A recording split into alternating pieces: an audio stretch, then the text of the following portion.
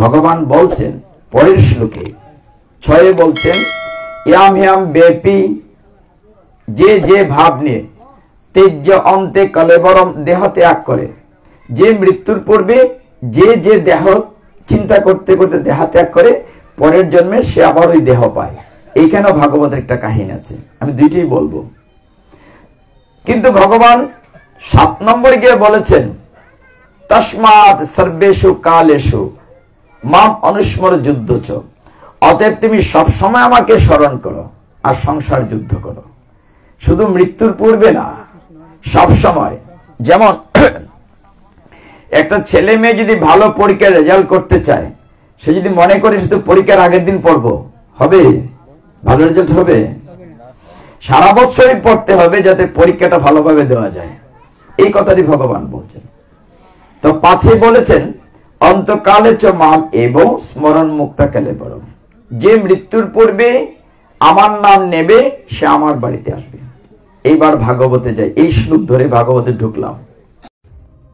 আপনারা দেখছেন জয় গীতা চ্যানেল। চক্ষুরুন্মিলিতং येन তস্मै শ্রী গুরুবে নমঃ। হে কৃষ্ণ করুণা সিন্ধু দীনবন্ধু জগৎপতে গোপেশ গোপিকা কান্ত রাধা কান্ত নমস্তুতে। তপ্ত কাঞ্চন গৌরাঙ্গী রাধে বৃন্দাবনেশ্বরী বৃষভানুসুতে দেবী প্রণমামি হরিপ্রিয়ে। নমো মহাপদান্নায় কৃষ্ণ প্রেম প্রদায়তে কৃষ্ণায় কৃষ্ণ চৈতন্য নাম্নে গৌরতীশে নমো। নারায়ণং নমস্কৃত্য নরং চৈব নরোত্তমং দেবীং সরস্বতীং ব্যাসং ততো জয়মুদীরয়েৎ। নমঃ বিষ্ণুপাদায় কৃষ্ণ প্রেষ্ঠায় ভূতলে শ্রীমতি ভক্তি বেদান্ত স্বামিনীতি নামিনে। নমস্তে সরস্বতী দেবী গৌরবাণী প্রচারিণে নির্বিশেষ শূন্যবাদী পাশ্চাত্য দেশ তারিণে। বাঞ্ছাকল্পতরুভ্যশ্চ কৃপা সিন্ধুভ্যেব চ পতিতানাং পাবনেভ্যো বৈষ্ণবেভ্যো নমো নমঃ। জয় শ্রী কৃষ্ণ চৈতন্য প্রভু নিত্যানন্দ শ্রী অদ্বৈত গদাধর শ্রীবাসাদি গৌর ভক্ত বৃন্দ। হরে কৃষ্ণ কৃষ্ণ কৃষ্ণ হরে হরে, হরে রাম রাম রাম হরে হরে। হরে তৎসৎ। ভক্তগণ, গতকাল এই উৎসবের শুভ সূচনায় আমরা শ্রীমদ্ ভগবদ গীতা 700 নম্বর শ্লোক থেকে শুরু করেছিলাম। সেখানে একটি তথ্য আমরা পেয়েছিলাম সিদ্ধান্ত গীতায়। সঞ্জয় বলছিলেন যদি আমরা শ্রী বিজয় লক্ষ্মী চাই তাহলে ভগবানকে আমাদের পক্ষে রাখতে হবে। নিশ্চয়ই মনে আছে কথাটি আপনাদের। গতকাল আমরা এই সিদ্ধান্ত পৌঁছার জন্য বসেছিলাম যে ভগবানকে পক্ষে পেলে আমরা শ্রী বিজয় লক্ষ্মী সব পাবো। এখন কি করে ভগবানকে পাবো আমরা সেই পর্যন্ত যাওয়ার চেষ্টা করছিলাম। শুরু থেকে শুরু করে প্রথম, দ্বিতীয়, তৃতীয়, চতুর্থ অধ্যায় পর্যন্ত আমরা আলোচনা করেছিলাম। তো গীতার 4th অধ্যায়ের পর আমরা একটু জাম দেব, যেহেতু বলা হয়েছে ভাগবত বলতে। আমরা ভাগবত দেখবেন গীতা থেকেই চলে যাওয়া যাবে, কারণ আমি আবারও বলছি গীতার শ্লোকগুলো হচ্ছে সূত্র আর ভাগবত হচ্ছে তার ব্যাখ্যা, মানে সূত্রের সাথেই ব্যাখ্যা আসবে। যেমন আমরা যখন 5ম অধ্যায় 4th অধ্যায় জ্ঞান বিজ্ঞান যুগের পরেই আমরা গেলাম হয়তো কর্মসন্ন্যাস যুগ, তারপরে গেলাম অভ্যাস যুগ, তারপরে হয়তো গেলাম 5ম, 6ষ্ঠ, 7ম অধ্যায় জ্ঞান বিজ্ঞান যুগ, তারপরে হয়তো গেলাম অক্ষর ব্রহ্ম যুগ বা 8ম অধ্যায়ে। তখন দেখবেন আমরা চলে আসবো। শ্রী গুরু নিতাই সিদ্ধনাথ প্রেমানন্দে হরি হরি বল মনোরে।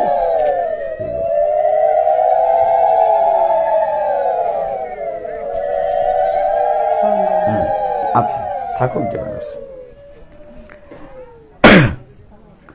যে কথা বলছিলাম যে আমরা যদি 7ম অধ্যায়ে জ্ঞান বিজ্ঞান বাদ দিয়ে উৎসব কমিটির যারা আসছেন এখানে মাতাদেরকে বসার ত্রিপাল দেবেন, ওই জায়গাটিতে পেছনে বসার জায়গা দেবেন। আর একটু খুব ভালো লাগছে এই বিষয়টি ভেবে যে আপনারা খুব মনোযোগ দিয়ে শুনছেন। আমি সত্যি আপনাদের কাছে কৃতজ্ঞ। সপ্তম অধ্যায়ের নাম জ্ঞান বিজ্ঞান যুগ। এই অধ্যায় থেকে একটা শ্লোক বলে যাই, বুঝতে সুবিধা হবে। আমরা সকলেই বড্ড মায়াবদ্ধ জীব। আমার ছেলে, আমার মেয়ে, আমার স্ত্রী, আমার সংসার। অর্জুন এমন একটি সমস্যায় পড়েছে, আমরা যেমনটি পড়ি, যে তার আত্মীয় স্বজনকে কি করে মারবে, কারণ তো মায়ার মানুষ, তার শ্বশুর, তার গুরুদেব। কৃষ্ণকে প্রশ্ন করছিল যে হে ভগবান, এই মায়ার সংসারটা তো তুমিই তৈরি করেছ, আর তুমি বলছো এদেরকে মারতে, তো দুই রকম হয়ে গেল না? তো মায়ার সংসারটা দেখেন, সপ্তম অধ্যায়ে একটা শ্লোক খুব সুন্দর আছে। 14 নম্বর শ্লোকে অর্জুন যেন কৃষ্ণকে আটকাইয়া দিয়েছে। কিরকম? অর্জুন বলছে যে কৃষ্ণ, তুমি বলেছ তোমার মায়া কাটানো কঠিন। শ্লোকটি শোনেন। এখানে যারা বাচ্চারা আজকে এসছে, আমার মনে হয় তারা নিয়মিত গীতা পড়ে, তাদের একটা চমৎকার গেটআপ ভাল লাগছে। সপ্তম অধ্যায়ের 14 নম্বর শ্লোকে ভগবান বলছেন, দৈবী হিয়েষা গুণময়ী মম মায়া দূরত্বয়া। অর্জুন বলছে, হে ভগবান, তুমি বলেছ তোমার মায়া কাটানো কঠিন, মম মায়া দূরত্বয়া। এইবার অর্জুন একটা পয়েন্ট পেয়েছে, বলছে তুমি বলেছো তোমার মায়া কাটানো কঠিন, তাহলে আমি কি করে যুদ্ধ করি? মানে তো গুরু শিষ্যের একটা ক্রস হচ্ছে। তখন কৃষ্ণ বললেন, অর্জুন, এই শ্লোকের তুমি উপরের লাইনটা পড়েছো, নিচের লাইনটা পড়ো। 14 নম্বর শ্লোকে উপরের লাইনে বলেছেন ভগবান যে আমার মায়া কাটানো কঠিন। পরের লাইনে ভগবান বলছেন, মাম এ বোঝে প্রপদ্যন্তে মায়া মে তামে তরন্তিতে। আমার কাছে যে আত্মসমর্পণ করে আমি তার মায়ার বাঁধন কেটে দেই। সমাধান আছে কিনা? একটা শ্লোকের মধ্যে সমাধান আছে। সপ্তম অধ্যায় যারা নিয়মিত গীতা পড়েন মিলিয়ে নিন। 14 শ্লোকে ভগবান বলছেন যে আমার মায়া কাটানো কঠিন। পরের লাইনে বলছেন যে আমার কাছে সারেন্ডার করে, মাম এব যে প্রপদ্যন্তে, প্রপত্তি নেই, আমি তার মায়ার বাঁধন কেটে দিই। তাহলে আমাদের কি করতে হবে? ভগবানের কাছে আত্মসমর্পণ করতে। দেখেন কি সুন্দর গীতা। আমরা বলি যে গীতা খুব সহজ, যদি মন দিয়ে একটু খেয়াল করেন। এইভাবে আমরা একটু যাই, অষ্টম অধ্যায় যাই, তাহলে ভাগবতে তাড়াতাড়ি আসতে পারবো। অষ্টম অধ্যায়ের নাম অক্ষর ব্রহ্ম যুগ। আজকে যারা নতুন অনেক শিশুরা বা ছোট সোনামণিরা এসছেন, আমরা কে কে গীতা পড়ি নিয়মিত? আমরা হাত তোলাই। একজন, বাহ, মুরব্বী। আর কে কে গীতা পড়ি? 2 জন, 3 জন। আজকে বাড়ে নাই, সংখ্যা তো বাড়লো না। হরি বল। তাদের জন্য একটা হরি বল বলি সবাই। হরি বল। না, একটু জোরে বলতে হবে। হরি বল। বলো না, ঘুম ধরবে। হরি বল। এইবার কিছুটা ঠিক আছে। আমরা এখান থেকে হরি বল বলবো যেন ভগবত ধামে আমাদের শব্দ তরঙ্গ পৌঁছে যায়।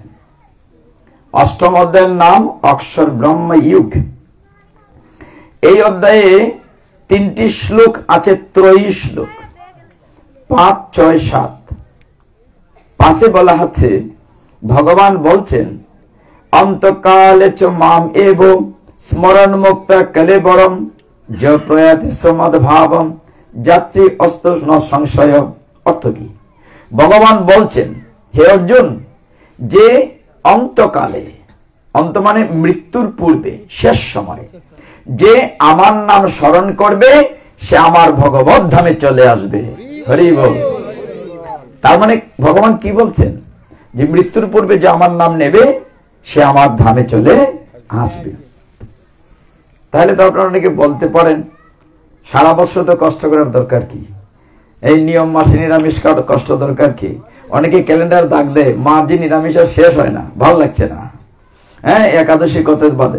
ভগবান তো গীতার সিদ্ধান্ত দিয়েছেন যে মৃত্যুর পূর্বে আমার নাম নিলে আমার বাড়িতে আসা যাবে। অষ্টম অধ্যায় 5ম শ্লোকে।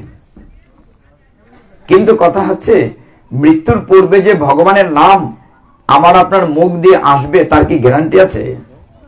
আসবে? আসবে না।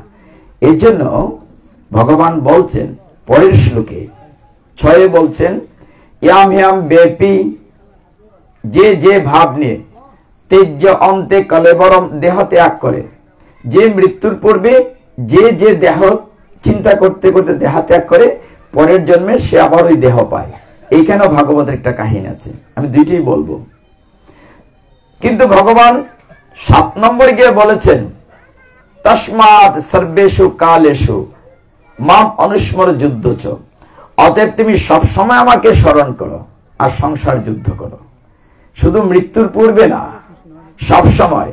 যেমন একটা ছেলে মেয়ে যদি ভালো পরীক্ষার রেজাল্ট করতে চায়, সে যদি মনে করে শুধু পরীক্ষার আগের দিন পড়বো, হবে? ভালো রেজাল্ট হবে? সারা বছরই পড়তে হবে যাতে পরীক্ষাটা ভালোভাবে দেওয়া যায়। এই কথাটি ভগবান বলছেন।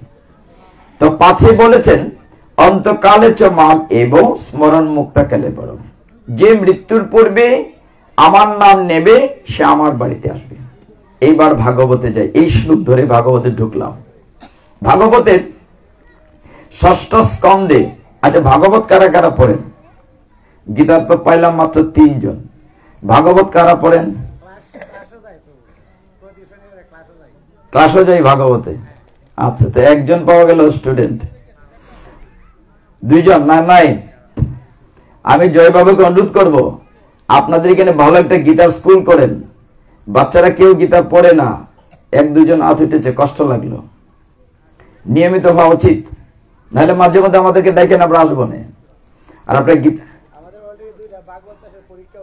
ভাগবত ক্লাসের পরীক্ষা হয়েছে, তো বাচ্চারা ওর ভয় পায় কিনা। গীতায় আছে 700 শ্লোক, আমরা কালকে শুনেছি। আর ভাগবতে 12টা পার্ট, দ্বাদশ স্কন্ধ, শ্লোক আছে মাত্র 18,000। কয়টা শ্লোক বলেছি? মাত্র বলেছি, ভয় পাওয়ার কথা না। এই শ্লোকটি গীতায় কি বলেছেন ভগবান? যে মৃত্যুর পূর্বে যে আমার নাম নেবে সে আমার বাড়িতে চলে আসবে। কথাটা খেয়াল রাখতে হবে। শ্রীমদ্ ভাগবতমের 12টা স্কন্ধের মধ্যে একটা স্কন্ধ হচ্ছে 6ষ্ঠ স্কন্ধ। 6ষ্ঠ স্কন্ধের 1ম, 2য়, 3য় 3টি অধ্যায়ে কাহিনীটি আছে। কাহিনীর নাম হচ্ছে অজামিলের কাহিনী। খুব মন দিয়ে খেয়াল করেন। মৃত্যুর পূর্বে নাম নিলে ভগবান বলছেন তার ধামে যাওয়া যায়। এটা ব্যাখ্যা করতে হবে ভাগবত থেকে। এক সময় কন্যাকুজ্জ নামে একটা শহর ছিল। সেই শহরে একজন ব্রাহ্মণ বাস করতেন, তার নাম হচ্ছে অজামিল। কি নাম বলেছি মা? শোনা যাচ্ছে তো? মাইক দিচ্ছে না কিন্তু স্পিকার। তো সেই ব্রাহ্মণের নাম হচ্ছে অজামিল। খুব ভালো। অজামিল ভগবানের সেবা পূজা করতেন, তার বাবাও ভক্ত। অজামিল একটা সময় বিয়েটা করেছে, সংসার করেছে। সেই অজামিল খুব ভালো ছিল, কিন্তু কি হলো, একদিন সে পিতার জন্য বনে গিয়েছে ফুল তুলসী আনার জন্য পূজার উপকরণ। এমন সময় অজামিল দেখলো বাগানের মধ্যে একটি নিম্নবর্ণের লোক একটা বেশ্যারমণীর সাথে অপ্রীতিকর ঘটনায় সে লিপ্ত আছে। সেটা দেখে অজামিলের কামতারতি হলো। তখন সে ওই বেশ্যারমণীকে বিয়ে করে গড়ে নিয়ে আসলো। অজামিলের অধঃপতন শুরু হলো। আমাদের দেহে 6টি শত্রু আছে: কাম, ক্রোধ, লোভ, মোহ, মদ, মাৎসর্য। 1 নম্বর হচ্ছে কামনা, কাম। তো কাম তাড়নায় কি হলো, অজামিল পথভ্রষ্ট হলো, চরিত্র নষ্ট হলো। সে কিন্তু ব্রাহ্মণ সন্তান ছিল। সে ওই বেশ্যারমণীকে গড়ে এনে তার ঘরে যে সতীসাধ্য স্ত্রী ছিল তাকে ত্যাগ করে দিল। এখন সেই বেশ্যারমণীর চাহিদা মিটাতে চুরিদারি করে চলছে জীবন। তার পিতা তাকে তেজ্য পুত্র করে ফেললেন। এই অজামিল চুরিদারি করতে করতে সংসার চালাচ্ছে কষ্টে। এক সময় হলো কি, অজামিলের স্ত্রীর গর্ভে, মানে বেশ্যারমণীর গর্ভে 1 করে 10টি সন্তান হলো। কয়টি সন্তান হলো? 10টি। খুব খেয়াল রাখবেন। এদের বাড়িতে একদিন লুমস মুনি আসলেন বেড়াতে, অজামিলের বাড়িতে। কি মুনি বলেছি? লুমস মুনি। তিনি তাদের আপ্যায়নে খুশি হয়ে আশীর্বাদ করলেন, হে অজামিল, তোমার 10 নম্বর যে সন্তানটি হচ্ছে, এই সন্তানটির আমি একটা নাম রাখলাম, তার নাম রাখলাম নারায়ণ। কি নাম রাখলেন? ছোট ছেলের নাম কি? জুড়ে বলি না, নারায়ণ। ছোট ছেলের নাম কি? নারদমণি কেমন করে বলে? বিনা বাজিয়ে বেজে নারায়ণ নারায়ণ নারায়ণ, এরকম করে বলে না? আরে নারায়ণ তো লাভ আপনাদের হবে, মুখ শুদ্ধ হবে, বলে নারায়ণ। ভেরি গুড, এইবার ঠিক আছে, লাভ তো আপনাদের হবে, মুখ পরিষ্কার হবে না, নারায়ণ উচ্চারণ করছে। নামের যে কি মূল্য এখন বুঝবেন। গীতার শ্লোকটিতে আমরা ছিলাম, কোন শ্লোকটিতে? যে অক্ষরব্রহ্ম যে শ্লোকটিতে ভগবান বলছেন অন্তকালে চ মামেব, যে মৃত্যুর পূর্বে আমার নাম নেবে সে আমার ভগবত ধামে চলে আসবে। এটার ব্যাখ্যা দিচ্ছি ভাগবত থেকে। তখন অজামিলের ছোট ছেলেটির নাম নারায়ণ, শেষ বয়সে সন্তানটি পেয়েছে, বড্ড আদর করে, এই নারায়ণ আসো, কুলে বসো, নারায়ণ আসো, একসাথে খাই, নারায়ণ আসো, মানে তার আদর করছে ছেলেটি, বারবার ওই নামটাই জপে। মানুষ এমন অভ্যাসের দাস, যে নামটা বারবার উচ্চারণ করে সেটি তার কাছে চলে আসে। এই যে আমরা জপতলিতে কৃষ্ণ নাম জপি কেন? গীতায় ভগবান বলছেন মৃত্যুর পূর্বে তুমি যদি নাম নাও। এখন মৃত্যুর পূর্বে যাতে আমাদের মুখ দিয়ে ভগবানের নাম আসে, এই জন্য প্র্যাকটিস করছি, আর কিছু না। মনে করেন যে লোকটা রাস্তায় দাঁড়ায় ছানাচুর বিক্রি করতেছে, সে ঘুমের মধ্যে হয় গটি গরম করে না? আর যে লোকটা বাসের কন্ট্রাক্টর, ডাকার গাড়ি, 22 দিয়ে হয় ডাকা ডাকা ডাকা, কেন বলে? প্রত্যেক দিন ওই কাজটাই তো করে, অভ্যাস। তো অজামিল তার ছোট্ট ছেলেটির নাম কি রেখেছিল? নারায়ণ। তো নারায়ণ ডাকে সব সময়। একবার এক আসরে গেছি, নাম যে কি মূল্যবান মুরব্বী বুঝবেন। আগে ছেলে মেয়েদের নাম কিন্তু সুন্দর রাখা হতো, কারণ নাম রাখা হতো নিতাই, জগন্নাথ, কৃষ্ণ, বলাই, এরকম নাম রাখা হইতো, ঠাকুর দেবতার নাম রাখা হইতো। এখনকার যে কি আধুনিক হয়েছে মা, কি বলবো। একবার এক আসরে গেছি, কইলেই কথাটা রাগ করেন না, গেছি, গিয়ে দেখি এরকম কয়েকটা বাচ্চা বোয়া সামনে বসছে, একদম সামনে। তো একটা ছেলেকে জিজ্ঞাসা করলাম, এই বাবা তোমার নাম কি? আমার নাম জল্টু। তো এটার দ্বারা একটা ছেলে বোয়া, তার মতোই সেরা, ভাবলাম এর ভাই আর কি। তো তোমার নাম জল্টু বাবা, সুন্দর তো নাম রাখছে তোমার মা বাবায়। তোমার ধারে কি? বলো ভাই। ওর নাম কি? বলে ওর নাম বল্টু, মানে এর নাম জল্টু, এর ভাইয়ের নাম। মেয়েদের নাম এত আধুনিক হয়েছে, নেন্সি, ফ্যান্সি, ক্যান্সি, মানে এমন অবস্থা দাঁড়াইছে এখন, মানে নাম উচ্চারণ করা যাচ্ছে না। নাম যে কত গুরুত্বপূর্ণ একটু খেয়াল করবেন, এখন প্রয়োজন আছে কিনা নাম ভালো রাখার। অজামিল তার ছোট ছেলেটির নাম এক মুনির আশীর্বাদে কি রেখেছিল? নাম নারায়ণ। মানুষ যখন বিপদে পড়ে আপনজনকে ডাকে, হুচটকে বললাম ও মা গো, ও বাবা গো, এরকম আপনজনকে ডাকি না। অজামিলের বয়স যখন 88 বৎসর, এট দি এজ অফ হিজ 88, তখন সে মৃত্যু সজ্জায়। এমন সময় অজামিল হঠাৎ দেখে তার সামনে ভয়ঙ্কর যমদূত উপস্থিত, বড় বড় চোখ, মূলার মতো দাঁত, কাটা কাটা লোম।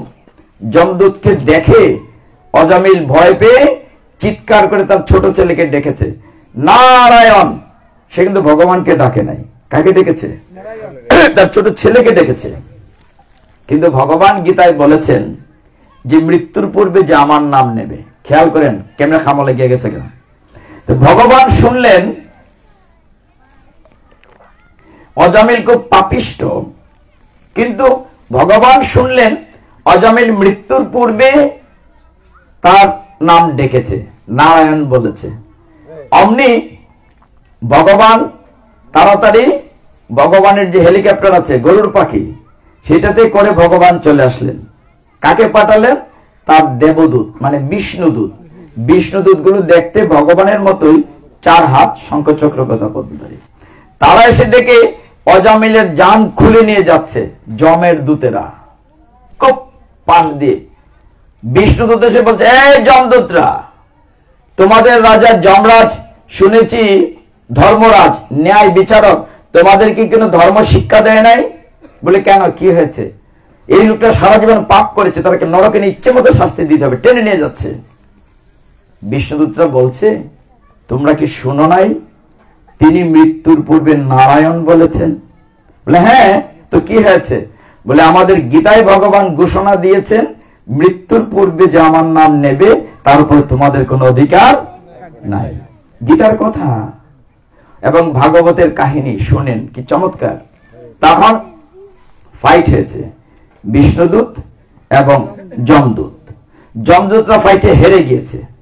এই যাত্রা অজামিল মরে নাই, বেঁচে গিয়েছে। বেঁচে গিয়েছে তখন বিষ্ণুদূতদের কাছ থেকে অনেক কথা শুনেছে। যখন দেখলো অজামিল যে এই বিষ্ণুদূতের কারণে সেই কষ্ট থেকে বেঁচে গিয়েছে, সে সমস্ত ঘর সংসার ছেড়ে দিয়ে চলে গেল হরিদ্বার। হরিদ্বার গিয়ে অজামিলে তখন নাম জপ করে, হরে কৃষ্ণ কৃষ্ণ কৃষ্ণ হরে হরে, হরে রাম রাম রাম হরে হরে। সে ভালো হয়ে গেছে। যখন সত্যি সত্যি তার মৃত্যুর সময় এসেছে, তখন দেখে তার সামনে ওই বিষ্ণুদূতরা তার সামনে উপস্থিত হয়েছেন। এই কারেন্ট আছে, ছোট্ট মামনি সরিয়ে দাও। তখন সত্যি সত্যি বিষ্ণুদূতরা তার সামনে এসে মৃত্যুর সময় অজামিল দেহ রেখেছে, সাথে সাথে দিব্য দেহ ধারণ করেছে। আর ভগবান বিষ্ণুদূতেরা কি করেছেন? সেই রথে করে অজামিলকে সরাসরি ভগবত ধামে নিয়ে গিয়েছেন। হরি বল। তো কি হলো? ওই যে মৃত্যুর পূর্বে সে নারায়ণ দেখেছিল, গীতায় ভগবান বলেছেন, অন্তকালে চ মাম এব স্মরণ মুক্তা কালে বরম, যে মৃত্যুর পূর্বে আমার নাম নেবে সে আমার বাড়িতে আসবে। কথাটা শেষ হয় নাই, একটু বাকি আছে। ষষ্ঠ স্কন্ধে ভাগবতে প্রথম অধ্যায়, দ্বিতীয় অধ্যায়, তৃতীয় অধ্যায়ে যমদূতরা যখন ফিরে গেল অজামিলকে নিতে পারে নাই জমালয়ে গিয়ে যমরাজকে বলছে। যমরাজ জিজ্ঞাসা করেছিল, কি ব্যাপার, তোমরা খালি হাতে আসলে কেন? অজামিলকে নিয়ে আসলে না কেন? বলে আমরা তো আনতে চেয়েছিলাম জমালয়ে, হঠাৎ করে 4 হাতওয়ালা কিছু লোক আসলো। বলে কেন আসলো? যে ওই লোকটি হঠাৎ নারায়ণ বলেছিল। তখন যমরাজ যেই নারায়ণ শুনেছে হাত তুলে প্রণাম করছে উপর দিকে। তখন যমের দূতরা বলছে, ব্যাপার কি? তাদের ধারণা ছিল যমরাজাই বোধহয় সারা পৃথিবীর বড় রাজা, আর যে নারায়ণ বলছে তাকে যমরাজাও প্রণাম করে, তার মানে আমার রাজার থেকে আরো বড় রাজা একজন আছে। তো বললো, কি হয়েছে রাজা মহাশয়, নারায়ণ বলতে আপনি প্রণাম করলেন? বলে তোমরা জানো না তো? কি জানো না? যে নারায়ণই আমাকে সৃষ্টি করেছেন, আমি তার অধীনস্থ কর্মচারী। তখন যমরাজ আইন করে দিলেন, খুব মন দিয়ে শুনেন, আইন করে দিলেন, আগামীকাল হে যমদূতগণ, যারা জীবনে একবার হলো ভগবানের নাম নেবে, যে নামই হোক, হরি হোক, নারায়ণ হোক, কৃষ্ণ হোক, যে নামই হোক, যে একবার হলো ভগবানের নাম নেবে তাকে তোমরা জমালয়ে আনবে না। আইন সংশোধন করে দিলেন, মানে কয়জন নাম আইন করে দিলেন যে এখন থেকে আনবে না। কিছুদিন পরে দেখা যায় যমরাজের বাড়ি খালি হয়ে গেছে, কেউ নাই। যমদূতের বলে দিল, আমার চাকরি নাই। বলি কি হয়েছে? আমরা কাকে আনবো? মানে কেউ না কেউ কোনো না কোনো ভাবে ঢঙ্গে ও রঙ্গে ভগবান নাম তো নিয়েছে। যমরাজ তো আইন করে দিয়েছিলেন যে যারা ভগবানের নাম নেবে তাদেরকে আনবে না। যমরাজ কাছে দূতে রেখে বললো, হে যমরাজ, এখন আপনি যে আইন করলেন, আমরা তো কাউকে আইনে শাস্তি দিতে পারতেছি না, এখন কি করা যায়? তখন যমরাজ আরেকটি সংশোধনী আইন করে দিলেন, এটা এখনো বলবৎ আছে, খুব মন দিয়ে খেয়াল করেন। কি আইন করে দিলেন যমরাজ? এটা এখনো আছে, লাস্ট অর্ডার। তিনি বলেন, হে যমদূতগণ, ভগবান কৃষ্ণ সৃষ্টির সেরা জীব মানুষ বানিয়েছেন, ঠিক না? আমরা তো গরু ছাগল ভেড়া না, আমরা 84 লক্ষ জুনি ঘুরতে ঘুরতে শ্রেষ্ঠ জন্ম পেয়েছি, মানব জন্ম। বলছেন শ্রেষ্ঠ মানব জন্ম দেয়া হয়েছে, তাকে 2টি পা দেয়া হয়েছে। পা দেয়া আছে কেন? সে হেঁটে হেঁটে গীতা ভাগবত পাঠে যাবে, মন্দিরে আসবে, তীর্থস্থানে যাবে। যে সেই পায়ের ব্যবহার করবে না তাকে তোমরা জমালয়ে নিয়ে আসবে। আইনটা কিন্তু এখনো আছে। তাকে দুটি হাত দেওয়া হয়েছে।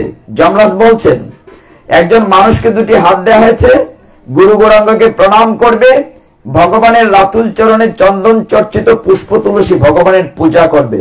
যে হাতের ব্যবহার করবে না তাকে তুমি জমালয়ে নিয়ে আসবে। তাকে দুটি চোখ দেওয়া হয়েছে, দর্শনে পবিত্র করো, এই তোমার গুণ। যে মন্দিরে সে ভগবানকে দেখবে না তাকে তোমরা জমালয়ে নিয়ে আসবে।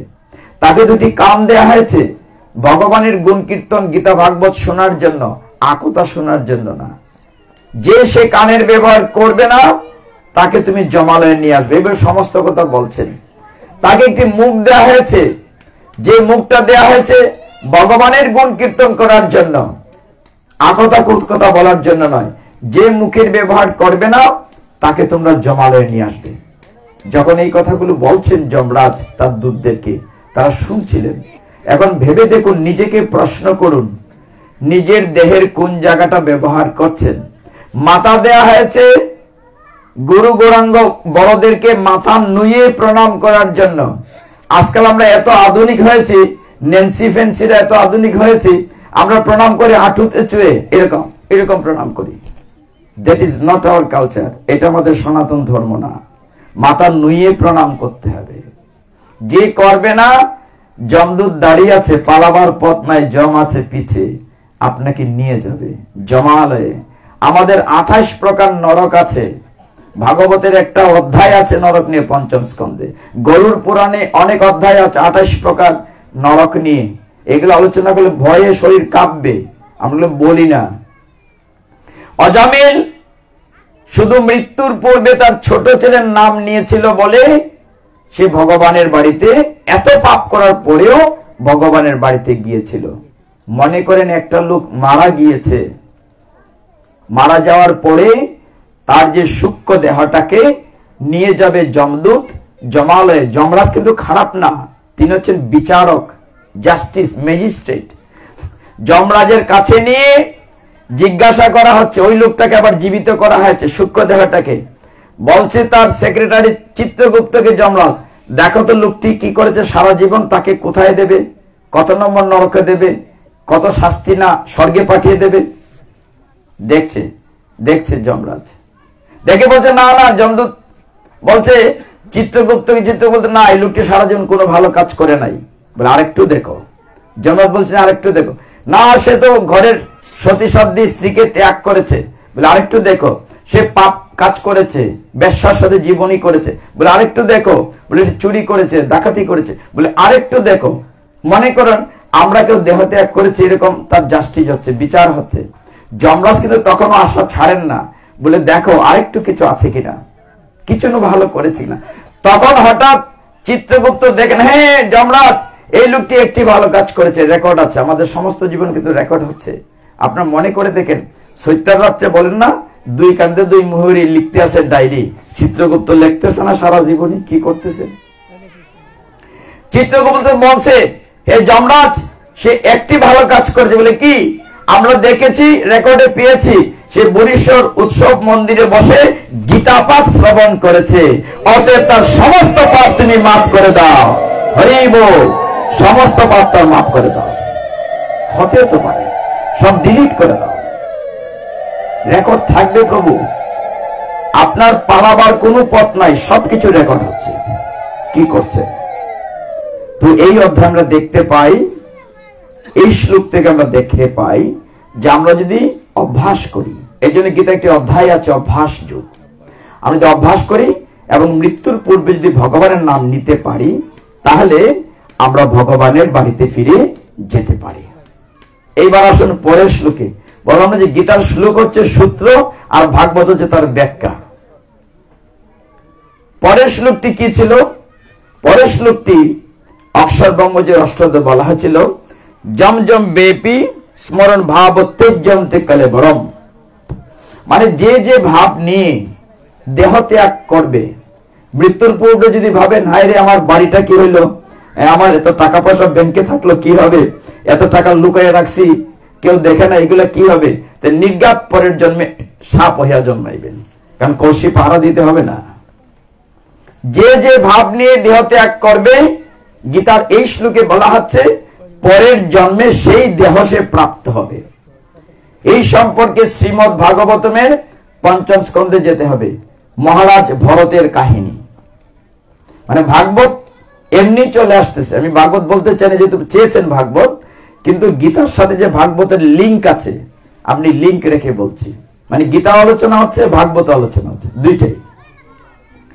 মহারাজ ভরত, যার নামে এই ভারতবর্ষ, মহারাজ ভরত ছিলেন খুব বিষ্ণু ভক্ত। তিনি অত্যন্ত সুশৃঙ্খল ভাবে তার রাজ্য পরিচালনা করছিলেন। রাজার নাম কি বলেছি? ভরত রাজা। তিনি এতটাই বিষ্ণু ভক্ত ছিলেন, কয়েক হাজার বছর রাজত্ব করার পরে তিনি রাজ্য ছেড়ে সন্তানের কাছে রাজ্যের ভার দিয়ে তিনি চলে গিয়েছেন বানপ্রস্থে, সন্ন্যাস নেবেন। যেখানে বনে গিয়েছেন, গিয়ে এক মুনির আশ্রমে তপস্যা করছেন। এই মুনির নাম পুলহ মুনি। কি বলেছি? খুব মনে রাখার দরকার নাই, এই গেট পর্যন্ত থাকলেই হবে, এইটুকুন মনে রাখলেই হবে। পুলহ মুনির আশ্রমে রাজা ভরত তপস্যা করেন, দিন যাপন করেন, ভালোই চলছিল। আরেকটু সময় তপস্যা করলেই তিনি সশরীরে একেবারে ভগবত ধামে যাবেন। এই পর্যায়ে পৌঁছে গেছেন, একদম পৌঁছে গেছেন। একদিন মহারাজ ভরত গণ্ডকী নদীতে স্নান করতে গেলেন। ওই আশ্রমের পাশে একটা নদী ছিল, নদীটার নাম গণ্ডকী নদী। কি বলেছি? গণ্ডকী নদীটির জন্ম হচ্ছে নেপালে। এই নদীর মধ্যে আমরা যে নারায়ণের শিলা, কালো কালো পাথর দেখি না আমরা, নারায়ণ শিলা, এই যে গোসাই নিয়ে আসেন, এই নারায়ণ শিলাগুলোর জন্ম হয় ওই নদীতে। ওই নদীর নাম কি বলেছি মা? গণ্ডকী নদী। নেপাল থেকে উৎপন্ন হয়ে ভারতে এসছে। ওই নদীর তীরে মহারাজ ভরত গেলেন ভোরবেলা স্নান করতে। স্নান করে যখন তীরে উঠেছেন, কাপড় বদলাচ্ছেন, বসেছেন, তপস্যা করছেন, এমন সময় হঠাৎ শুনেন একটি সিংহের গর্জন, ঘম করে একটা সিংহ গর্জন করেছে। এক পাল হরিণ দৌড়াচ্ছে, ভয়ে হরিণ দৌড়াচ্ছে। হরিণের মধ্যে একটি হরিণ ছিল সন্তান সম্ভবা, মানে বাচ্চা ছিল পেটে। ভয় পেয়ে হরিণটি নদীতে জাম দিয়েছে, লাফ দিয়েছে, নদী পার হয়ে যাবে। নদী পার হয়ে পরে উঠেছে, কিন্তু তার গর্ভচ্যুত হয়েছে। তার গর্ভ থেকে বাচ্চা প্রসব হয়ে নদীর জলে ভেসে যাচ্ছে। রাজা ভরত নদীর তীরে বসে দেখছেন, দৃশ্যটি দেখছেন। দেখে তার বড় মায়া হলো, হায় রে, এত ছোট বাচ্চা একটা ভেসে যাচ্ছে। তিনি জলে নেমে ওই ছোট বাচ্চাটিকে কোলে করে উপরে উঠালেন। এখন এই বাচ্চাটি কি করে খাবে, কোথায় ঘুম পাড়াবেন, কোত্থেকে দুধ সংগ্রহ করবেন? এখন বাচ্চার চিন্তায় তিনি এত বিভোর হলেন, তার সমস্ত সাধন ভজন শেষ হয়ে গেল। মায়া, প্রভু জানেন মায়া কাকে বলে? মায়া শব্দের অর্থ হচ্ছে মিথ্যা। মা ইয়া, যা নয়। ছোটবেলা আমরা মাঠে খেলা করতাম, ছোট বাচ্চারা খেলা করে এখনো। দেখতাম দূরে আকাশ মনে হয় জমিনে লাগিয়ে রয়েছে, এরকম লেগে থাকে দেখা যায়, কিন্তু আসলে কি লেগে রয়েছে? দৌড়ে গেলে দেখা যেত না, আরো দূর গেছে। চাঁদনি রাতে আমরা যখন উঠোন দিয়ে দৌড়াতাম, চাঁদ আমাদের সাথে দৌড়াতো, মনে হতো চাঁদ বোধহয় আমার সাথে সাথে যায়, আসলে কি যায়? তার মানে মায়া মানে মিথ্যা, যা দেখি তা সত্য না। মায়াটা সোজা উত্তর হচ্ছে কষ্ট। এটার পিছনে একটি শব্দ আছে, তার নাম হচ্ছে আমার। সবাই কথাটা আজকে বলি, মনে রাখবেন। যখন কোন বস্তুকে আপনি আমার বলবেন, এই বস্তু আপনাকে কষ্ট দেবে। কেমন? মনে করেন নদীর তীরে আপনার একটা বাড়ি আছে অনেক বড়, নদী ভাঙছে, কিছুদিন পর বাড়িটা ভেঙে যাবে, আমার বাড়ি ভেঙে যাচ্ছে, আপনার মনে ঘুম নাই, কষ্ট দিবে কিনা? মনে করেন এই কাজ করলেন, বাড়িটি আরেক লোকের কাছে বিক্রি করে ফেললেন 5 লাখ টাকা দিয়ে, তখন কি আপনার মনে কষ্ট থাকবে? থাকবে কিনা? না, না, থাকবে না। বাড়িটা বিক্রি করে ফেলেন একজনের কাছে, নদী ভাঙছে, নদীর তীরে আপনার বাড়ি ছিল, আমার বাড়ি ভেঙে যাচ্ছে, হারে আমার ঘুম নাই, কোন দিন ভেঙে যায়। আপনি কয়দিন পরে বিক্রি করে ফেললেন, তখনও ভাঙে নাই, বিক্রি করে ফেললেন, টাকা ব্যাংকে রেখে দিলেন, আপনার কি দুঃখ আছে? আমার বাড়ি নাই তো, মানে আমার নাই, কথাটা হচ্ছে আমার, এই বাড়িটা তো আমার না, এখন ভাঙলে আমার কি এলো গেল? যার ভিতরে আমার আছে সেটা আপনাকে কষ্ট দেবে, মায়াটা আপনাকে কষ্ট দেবে। এখন যদি বাড়িতে আগুন লাগে, আপনি চিন্তা করেন আমার চেক বইটা কই রাখছি ব্যাংকের, কারণ চেক বইটা আমার, যেটা পুড়ে গেলে টাকা তুলতে পারবো না। ওই আমার যেখানে আছে সেখানে আপনার টেনশন আছে, দুঃখ আছে। এই জন্য প্রহ্লাদ মহারাজ বলছিলেন মায়ার কিছুই ত্যাগ করার দরকার নাই, দুইটা শব্দ ত্যাগ করেন, আমি এবং আমার। আমি আমি আমি এত বড় নেতা, আমি এই, অথবা আমার এই আছে, আমার সেই আছে, ওই দুইটা শব্দ ত্যাগ করেন, আপনি সুখী হবেন। বলাটা যত সোজা, করাটা তো সোজা না, অনেক কঠিন। আমি আমার ত্যাগ করা এত সোজা না। তো রাজা ভরত কি করলেন? তিনি হরিণ শিশুটিকে নিয়ে, হায়রে আমার শিশুটি কোথায় ঘুমাবে, আর ছেড়ে দিচ্ছেন না। যদি হিংস্র প্রাণী খেয়ে ফেলে, বাঘিনী খাইলায় বনে গেলে, এই চিন্তা করে নিজে কাছে নিয়ে হরিণ বাচ্চাটাকে ঘুম পাড়ান।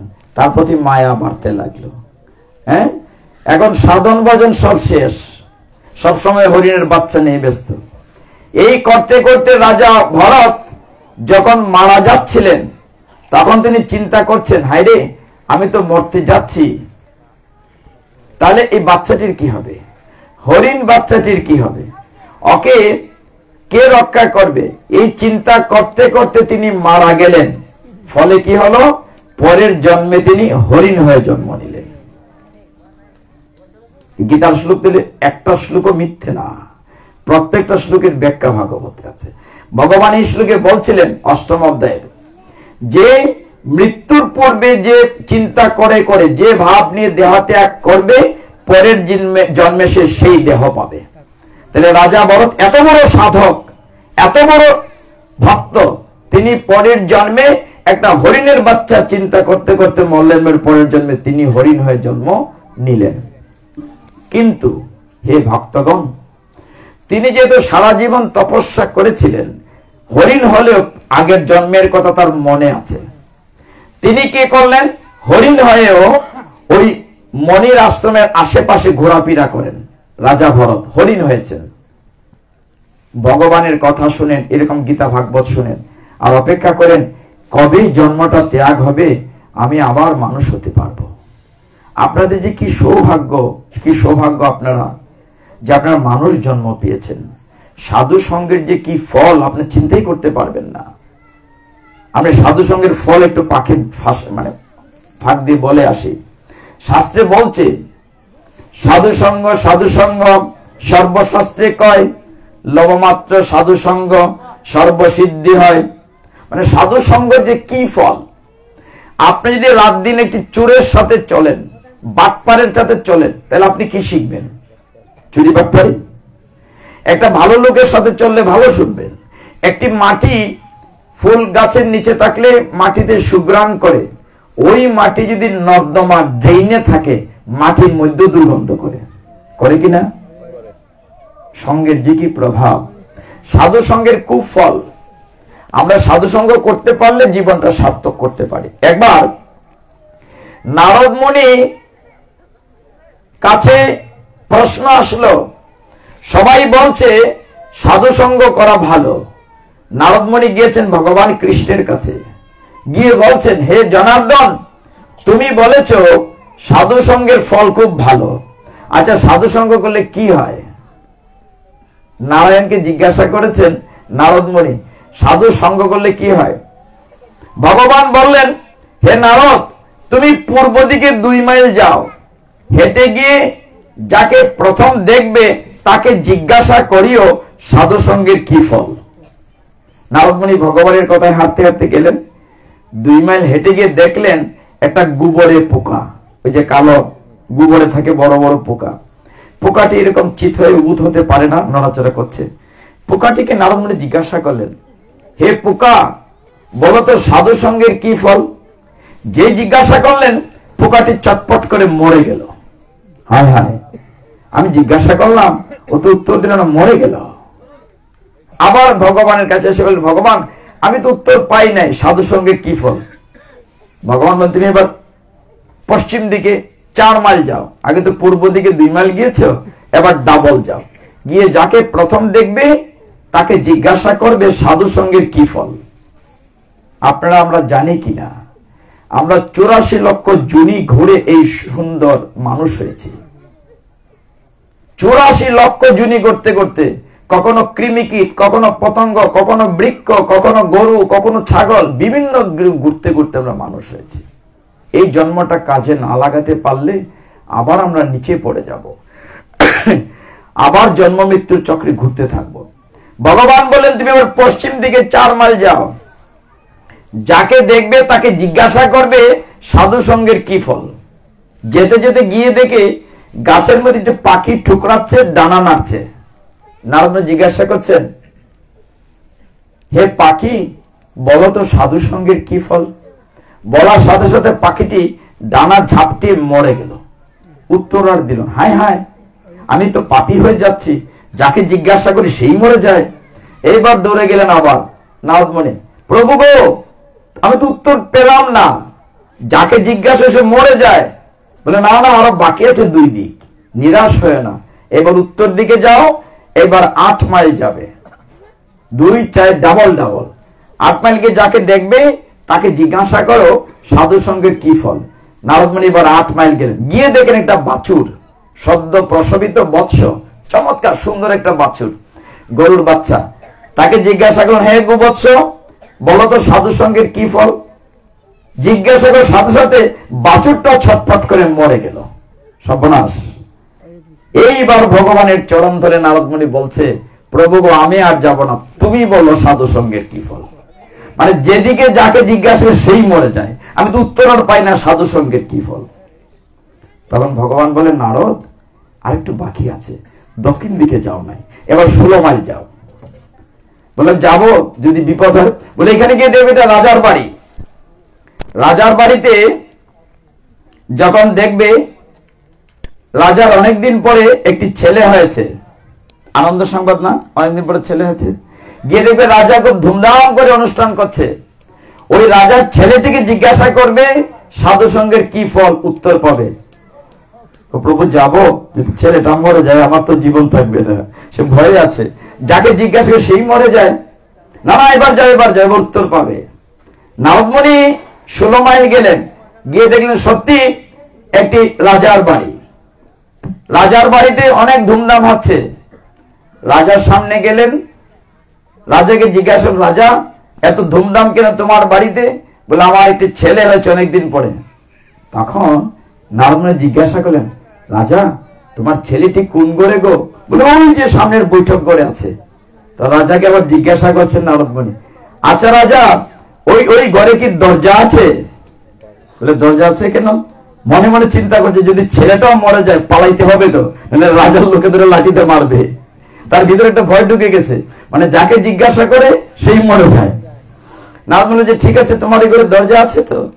রাজা তো বুঝতে পারছে এটা, হ্যাঁ দরজা আছে, অনেকগুলো দরজা আছে, যাও যাও তুমি দেখো কি, আমার ছেলেটাকে আশীর্বাদ করো। তো নারদ মুনি গেলেন, গিয়ে দেখেন ছেলেটি খিলখিল করে হাসছে, কথা বলছে। তো নারদ মুনি জিজ্ঞাসা করলেন, এই বাবু বলো তো সাধু সঙ্গের কি ফল? ছেলেটি বলছে, সাধু সঙ্গের ফল হচ্ছে আমি। এটা কি, এটা একটু উত্তর হইল? বলে, বাকিটাকে ভগবানকে জিজ্ঞাসা করো। যাক বাবা, এই যাত্রা মরে নাই, বাচ্চা গেছে। দৌড়াইয়া বাড়িতে গেছে, ভগবানের বাড়িতে গিয়ে বলতেছে, হে রাজন, ভগবান জনার্দন বলুন তো, ছেলেটিকে জিজ্ঞাসা করেছি সেবার মরে নাই, কিন্তু সে বলেছে সাধু সঙ্গের ফল হচ্ছে আমি, একটু বুঝিয়ে বলুন। তখন ভগবান বললেন, প্রথম যে তুমি দেখেছিলে গোবরে পোকা, সেই গোবরে পোকাটাই সেই রাজার ছেলে হয়েছে। বলে, কেমনে? তুমি হচ্ছে সাধু, নারদ মুনি শুদ্ধ সাধু, তোমার সঙ্গ পাওয়ার পরে পোকাতে হয়েছে পাখি, আবার যখন পাখিকে জিজ্ঞাসা করে সঙ্গ দিয়েছ, পাখিতে হয়েছে বাছুর, গরু, মানুষ জন্মের আগে গু জন্ম হয়। আর যখন গাভীকে জিজ্ঞাসা করেছ, তোমার স্পর্শ পেয়ে পবিত্র দেহের বাতাসে সে হয়েছে মানুষ, শুধু মানুষ হয় নাই, রাজ পরিবারে তার জন্ম হয়েছে। অর্থাৎ সাধু সঙ্গের ফলে সে দুর্লভ মনুষ্য জন্ম পেয়ে গেছে। হরি বল। সাধুসঙ্গ দরকার আছে কিনা? সে 84 লক্ষ ঘুরতে হয় নাই, 4 জন্মে হয়ে গেছে মানুষ। কার কারণে? সাধুসঙ্গের কারণে। এখন আমরা কোথায় ছিলাম মনে আছে? অজামিলের কাহিনী, ভারত রাজার, মহাভারত রাজার কাহিনীতে ছিলাম। ভারত মহারাজা কি হয়েছিলেন? হরিণ হয়েছিলেন। হরিণ হয়ে তিনি সাধুসঙ্গ করছেন যাতে মুক্তি পাওয়া যায়, হরিণ জন্ম থেকে মুক্তি পাওয়া যায়। পুলস্তমণির আশ্রমে, মানে পুলহমণির আশ্রমে সাধুরা যখন গীতা ভাগবত পাঠ করেন, হরিণ কান খাড়া করে শুনে। যখন হরিণের জন্ম শেষ হয়েছে, তিনি আবার ভালো একটি মানুষ জন্ম পেয়েছেন। তখন তার নাম হয়েছে জড় ভরত। আগে ছিল মহারাজ ভরত, এবার হয়েছে জড় ভরত। তিনি এক রাজ পরিবারে জন্ম নিয়েছেন মহারাজ ভরত। পূর্বের জন্মের স্মৃতি তার সব মনে আছে। তিনি কোনো কথা বলেন না। অন্যান্য সৎ ভাই সৎমা খাবার দিলে খায়, ছাই দিলে ছাই খায়, কোনো কথা বলে না। নাদুস নুদুস দেহ, গায়ে পৈতা আছে কিন্তু ধুলি বাড়িতে ঢেকে গেছে। জড় ভরত, সবাই নাম দিয়েছে তার জড় ভরত। তাকে দিয়ে সকলেই কাজ করায়, জমির কাজ করায়, পাহারা দেয়। একদিন জড় ভরতকে তার ভাইয়েরা বলল যে তুমি যাও, গিয়ে আমাদের ওই দূরের জমিটা পাহারা দিবে, সেখানে শুকর আসে জমি নষ্ট করে। তো জড় ভরত ভাইদের কথায় রাত্রির বেলা গিয়ে পাহারা দিচ্ছে। এমন সময় ওই এলাকায় এক ডাকাত দল ছিল। তারা কি করেছে? ডাকাত দল, ডাকাতের সর্দার, তার বাচ্চা নাই, সে মা কালীর ভক্ত। সে মা কালীর কাছে মানসা করেছে যদি নরবলি দিতে পারে তাহলে তার ছেলে হবে।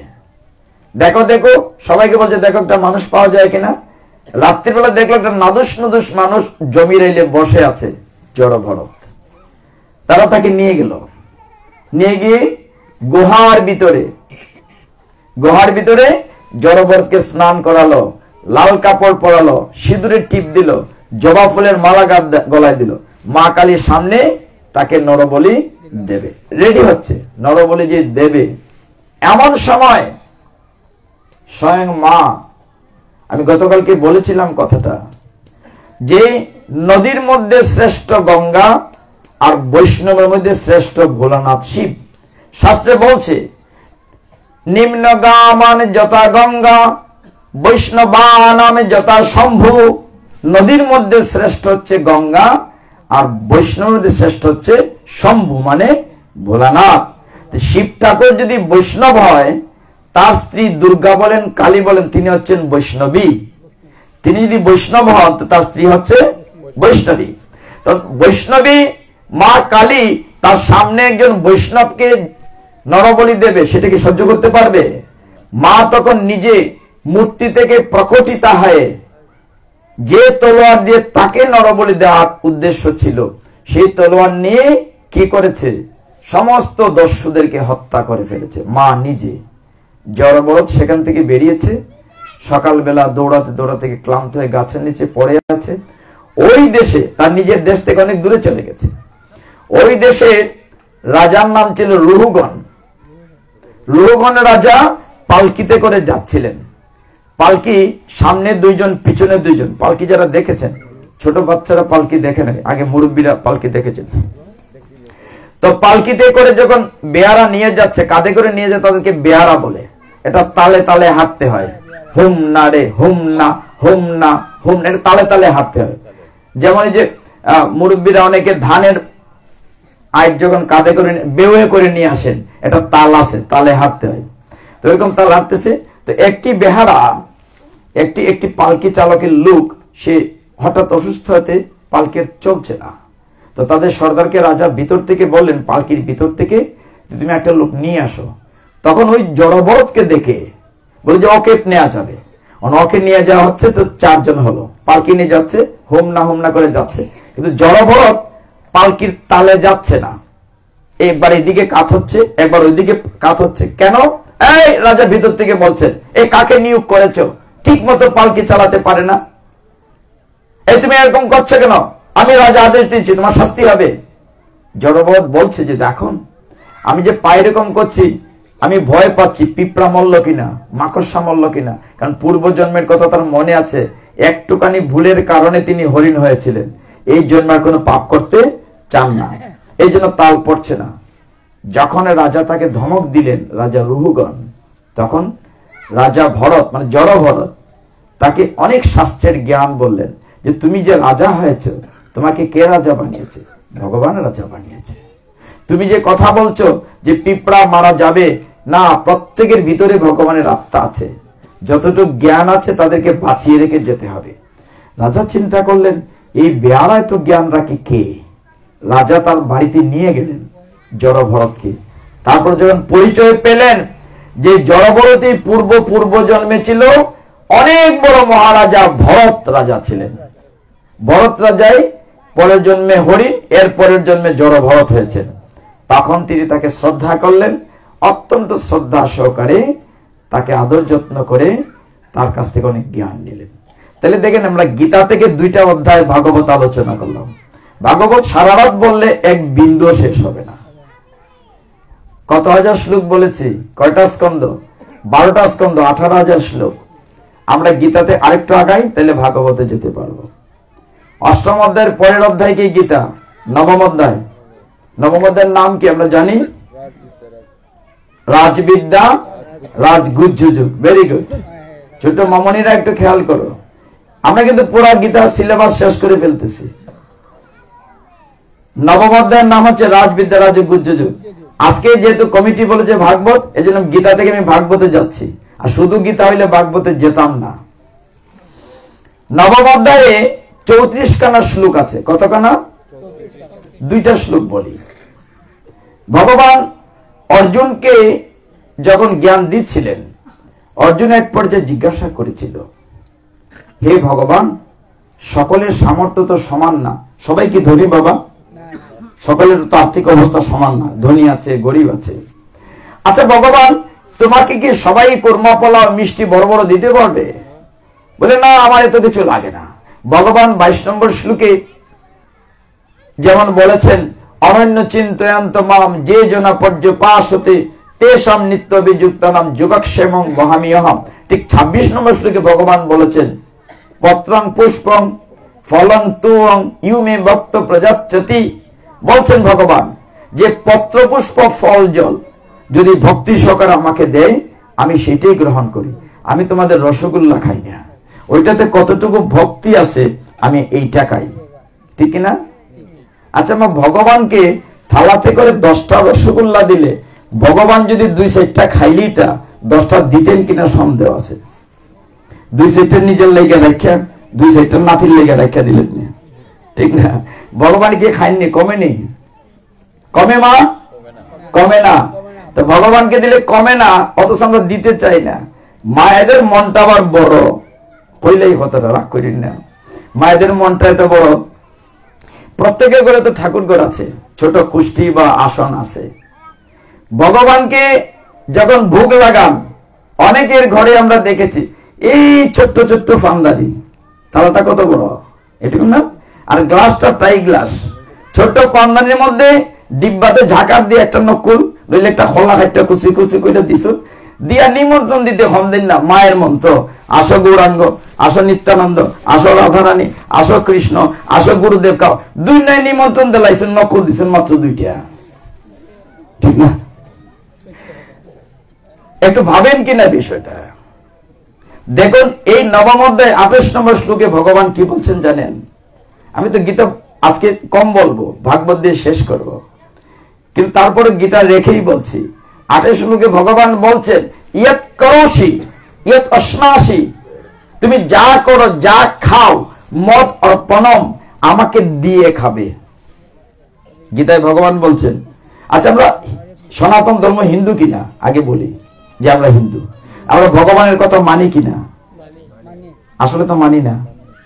ভগবান এখানে বলছেন তুমি যা খাবে আমাকে নিবেদন করে দিয়ে খাবে, কারণ ভগবান বলছেন বিশ্ব ব্রহ্মাণ্ডের সবকিছুর মালিক আমি। ভগবান মালিক কিনা? উপরওয়ালা সবকিছুর মালিক কিনা? এখন এই জিনিসটার মালিক যদি ভগবান হন, তার জিনিসটা তাকে নিবেদন না করে খাইলেন মানে কি চুরি করে খাইলেন, ঠিক কিনা? চুরি করে খাইলে পরে শাস্তি হবে কিনা, আমরা অসুবিধা ছাড়বে কিনা? আরে সোজা কথা তো, ভগবানটা ভগবানের উপরের একটা তাকে না দিয়ে খাইলে তো আপনি চুরি করে খাইলেন। তার মানে এই আসলে আমরা অনেক সুর সুন্নি আছি কিনা? নিজে প্রশ্ন করেন, আমার খাওয়া লাগতো না, এখানে পুলিশ পাঠাইতাম না, নিজের বিচার করেন। উপরের না দিয়ে খাইলে তো চুরি করে খাইলেন। আরেকটু বুঝে বলি, ভগবান গীতায় বলছেন ইয়ৎ করোষিয়ৎ অশ্নাসি, যা খাও মত অর্পণম, আমাকে দিয়ে খাবে। ভগবানকে দিয়ে খেলে রসগোল্লা কমে না, বাড়ে। এটার উদাহরণ দেই। মনে করো মা, তোমার বাড়িতে আজকে আমাদের নিমন্ত্রণ, না ভয় পাওয়ার কিছু নাই, যাবো না, এমনি বলছি আর কি। তো তোমার বাড়িতে নিমন্ত্রণ, তোমার মা খুব ভালো রান্না করেন। এখন তো ফুলকপির সিজন, পাওয়া যায়নি বাজারে? ফুলকপি পাওয়া যায়। ফুলকপি টমেটো দিয়ে তোমার মা খুব ফার্স্ট ক্লাস করে ঘি দিয়ে খিচুড়ি রাঁধছেন, আপনারা নিমন্ত্রণ দিচ্ছেন, খাইতাম। মনে করো তোমাদের বাড়িতে, না যাবো না, এমনি বলছি আর কি, খুব ফার্স্ট ক্লাস খিচুড়ি রান্না করা হয়েছে। আর এই যে অষ্টপ্রহর 16 প্রহর উৎসব হচ্ছে, উৎসবের পরে খিচুড়ি রান্না করা হয় না মহাপ্রসাদ? ফাতলা বুটের ডাল সিদ্ধ হয়েছে না, মিষ্টি আলো ছাইয়া রয়েছে, ফাতলা গরম ফু দিয়া সুরুত করে খাইতেছে উৎসবের প্রসাদ। তোমার ঘরের গিটা যে রাঁধছে তোমার মা, ওইটা স্বাদ না উৎসবেরটা স্বাদ? বলেন কোনটা স্বাদ? গিটার মধ্যে ঘিও দিছে না, ফুলকপিও নাই, টমেটো নাই, ফাতলা সিদ্ধ হয়েছে না, কিন্তু উৎসবেরটা স্বাদ কেন? এটা ভগবানকে নিবেদন করা, এটা হচ্ছে প্রসাদ। আপনি এর চেয়ে সোজা উদাহরণ আর কেমনে কইতাম? তার মানে ভগবানকে দিলে বাড়ে না কমে? আর আপনার ডোরাই দিলে কি জানি গোপালে খাইলে মিষ্টি করবি, মা গো মা কেমনে কইতাম? আর গীতা ভাগবতের কথা আমরা মানি না, পালন করি না, এই জন্য আমাদের কষ্ট। ভগবানের আদেশ মানি না বলে তো কষ্ট। ভগবান আগের অধ্যায় শেষের শ্লোকটা আমি বলি নাই, ব্যাখ্যাটি 5-6 সাথে বলছেন, ভগবান স্পষ্ট নির্দেশ দিয়েছেন, তুমি যুদ্ধ মা মানুষ করো, তুমি যাই করো আমাকে স্মরণ করে করো। আমাদের দুর্ভাগ্যের কথা বলি, গীতায় ভগবান বলছেন তুমি যে কাজই করো আমাকে স্মরণ কইরা করো, আমরা করি না। অন্য ধর্মের আমি শ্রদ্ধা করি, ইসলাম ধর্মের যারা আছে তারা যে কোনো কাজ করতে গেলে বলে বিসমিল্লাহ, করে কিনা? বলে কিনা? বলে কিনা? আমাদের গীতায় নির্দেশ দেয়া আছে তুমি যাই করো ভগবানকে স্মরণ করে করো, কিন্তু আমরা কি করি? তাহলে তোমার শাস্তি হবে। হিসাব সোজা কিনা? আমি ভগবানের আদেশ যদি মানি আমি সুখে থাকবো।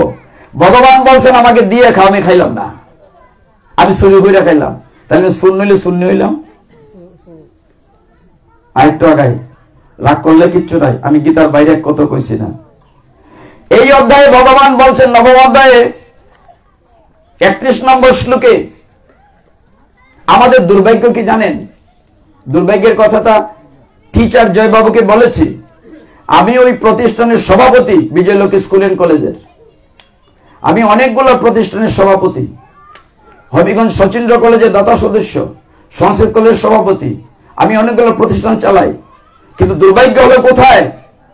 আপনি দেখেন আমাদের কোন প্রতিষ্ঠান নাই গীতা ভাগবত পড়ার, আছে? শিকার কোন জায়গা নাই। পাশাপাশি চিন্তা করেন ওদের ধর্মে আর যাই হোক তারা 5 বার নামাজে যাচ্ছে কিনা? যাচ্ছে কিনা? এই যেমন তারাবি আজকে থেকে শুরু, যাচ্ছে কিনা? যাচ্ছে।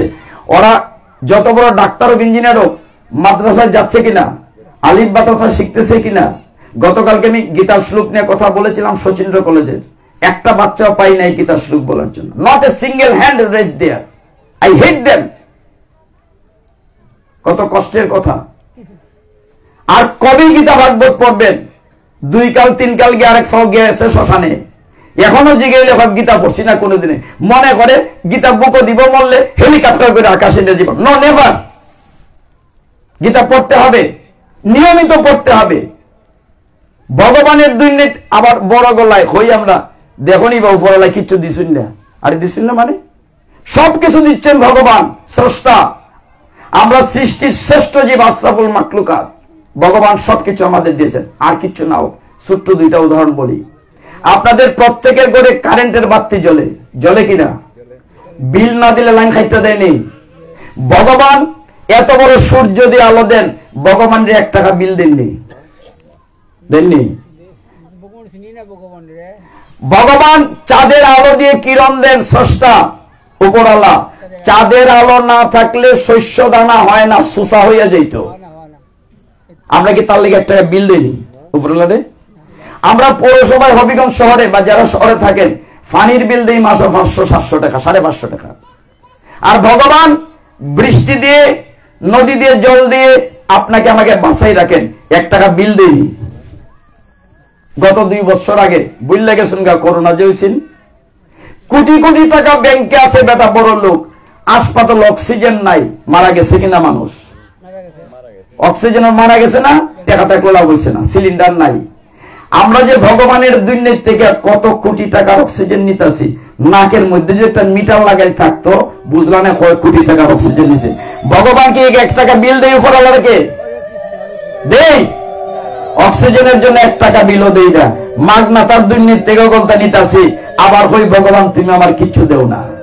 কত বড় মুনাফেক, কত বড় আমরা মানে বেঈমান ভগবানের সাথে।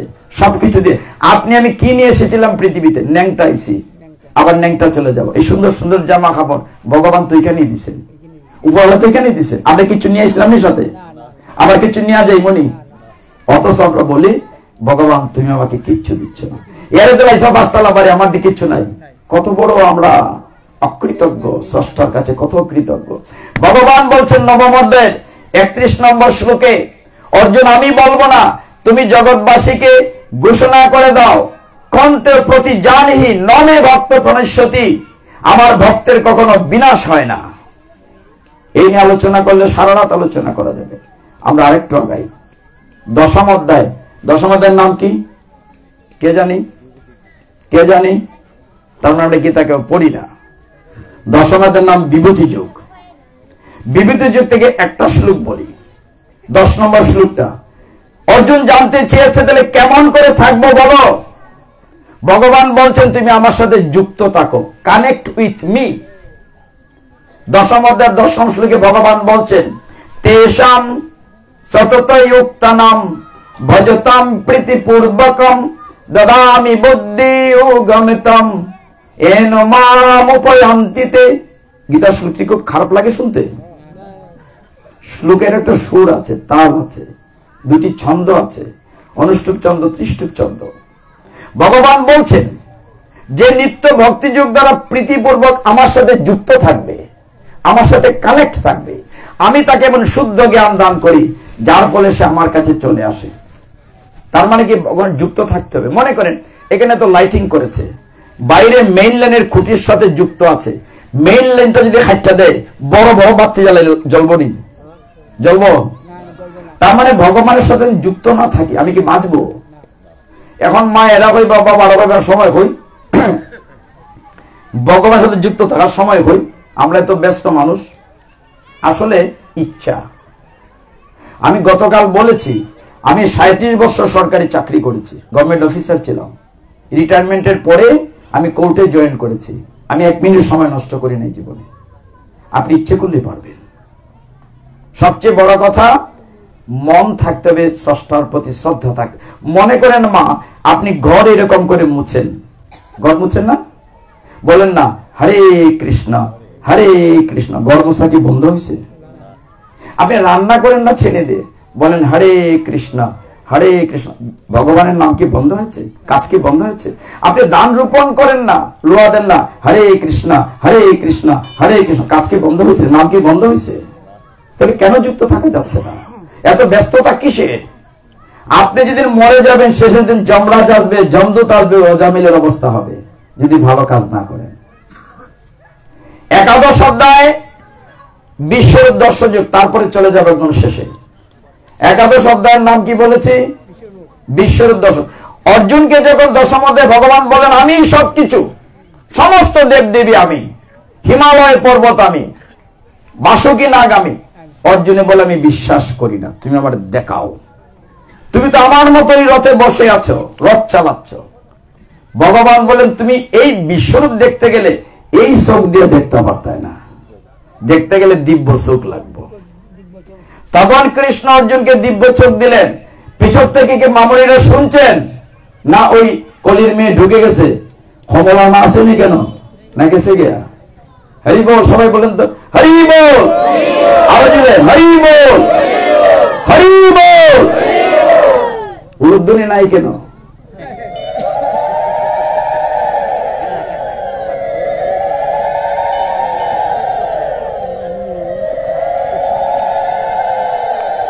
তাইলে বুল্লার কথাটা কইলানি লাগে। বুল্লা চিনেননি? সিংহগ্রাম বুল্লা একবার ফাটো গেছি গো মা, এগুলো নয় একেবারে আঞ্চলিক ভাষায় কই।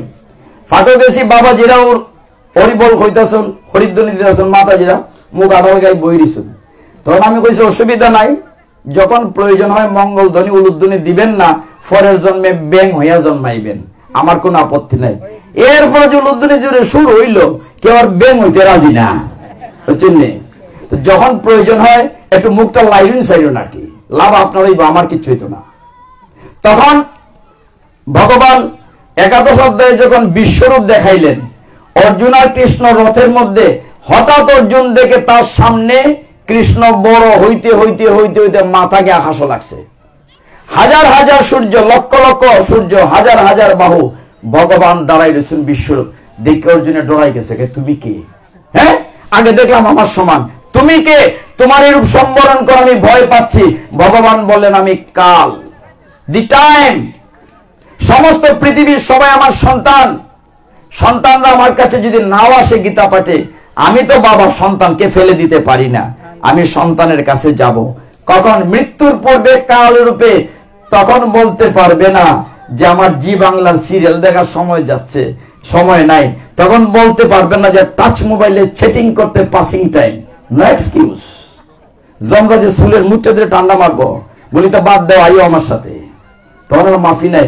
অর্জুন ডরাইয়া তখন কি কইছে? ডরাইয়া ভয় দেখিয়া কইবে করিষ্যে বচনাং তব, এবার তুমি যা করতে বলবে আমি তাই করবো। আগে বলছে যুদ্ধ করতাম না, আর এখন ডরাইয়া হয় তুমি যা করতে বলবে তাই। দেখেন কেমনে জায়গাতেছে অর্জুন, জায়গাতেছে। আমরা না ডরাইলে ভগবানের নাম লই না। অগমাই যে শোনেন, আমরা না ডরাইলে, ভগবান তো অনেক নাম আছে, রাম কৃষ্ণ, যে নামই হোক, যে যে নামে ডাকেন, না ডরাইলে নাম নেই না। আইতাছে বৈশাখ মাস, আইলে বলে যে আকাশের মধ্যে ঠাড়া জিলকিটা আমার বেটিলে ও বলে মিলা রাম রাম রাম রাম রাম রাম রাম, ঠাড়াও শেষ, রাম নামও শেষ। তখন এক বেটা এক বেটে হয়নি, ও বেটি জিলকি মারছে, রাম নাম লো, হওয়ার সময় দেয়নি। এক বেটা এক বেটার হয়নি, ও বেটা জিলকি দিয়ে দিছে, ঠাড়া দিব। যে জিলকিটা মারে যত তাড়াতাড়ি রাম রাম রাম রাম রাম রাম রাম রাম, ঠাড়াও শেষ, রাম নামও শেষ। যতক্ষণ ডরাইলাম ততক্ষণ হইলাম। দেখেন বাস্তবতাটা কি। অর্জুন যখন ভয় পেল, আরে অর্জুনে তো রাগ করবো, কালকের থেকে খানা বেটার শ্লোক কইছি, ধৃতরাষ্ট্রের, সঞ্জয়ের শ্লোক কইছি, ভগবানের শ্লোক কইছি, অর্জুনের একটা শ্লোক হই নাই। শোনেন শোনেন, মন দিয়ে শোনেন, অর্জুনের কিন্তু একটা শ্লোক বলি নাই। গীতায় অর্জুন 84 খানা শ্লোক বলছে। অর্জুনের একটা শ্লোক না বলে অর্জুনের রাগ করবো না? অর্জুনের একটা শ্লোক কই এই অধ্যায় থেকে। অর্জুনে বলছে তমাদিদেব, শোনেন না, তমাদিদেব পুরুষ পুরাণ তমৈশ্য বিশ্বস্য পরম নিধানম বেত্তসি বেত্তম চ পরম চ ধাম তয়া ততম বিশ্ব অনন্ত রূপ। হে অনন্ত রূপ ভগবান, তোমার রূপ দেখে মুগ্ধ হয়ে গেছি। তুমি পুরাণের মহাপুরাণ, ভগবানের স্তুতি করে তুমি আগের মতো হও, দ্বিভুজধারী সমসুন্দর হও, তোমার এত বড় রূপ আমি সহ্য করতে পারছি না। এইভাবে গীতায় গিয়েছিল। চলে যাব যেতে যেতে শেষের দিকে 17 অধ্যায়ে, তার পূর্বে না সবার শেষে বলবো। আজকে কি অধিবাস? অধিবাস গঙ্গানয়ন হবে নাকি?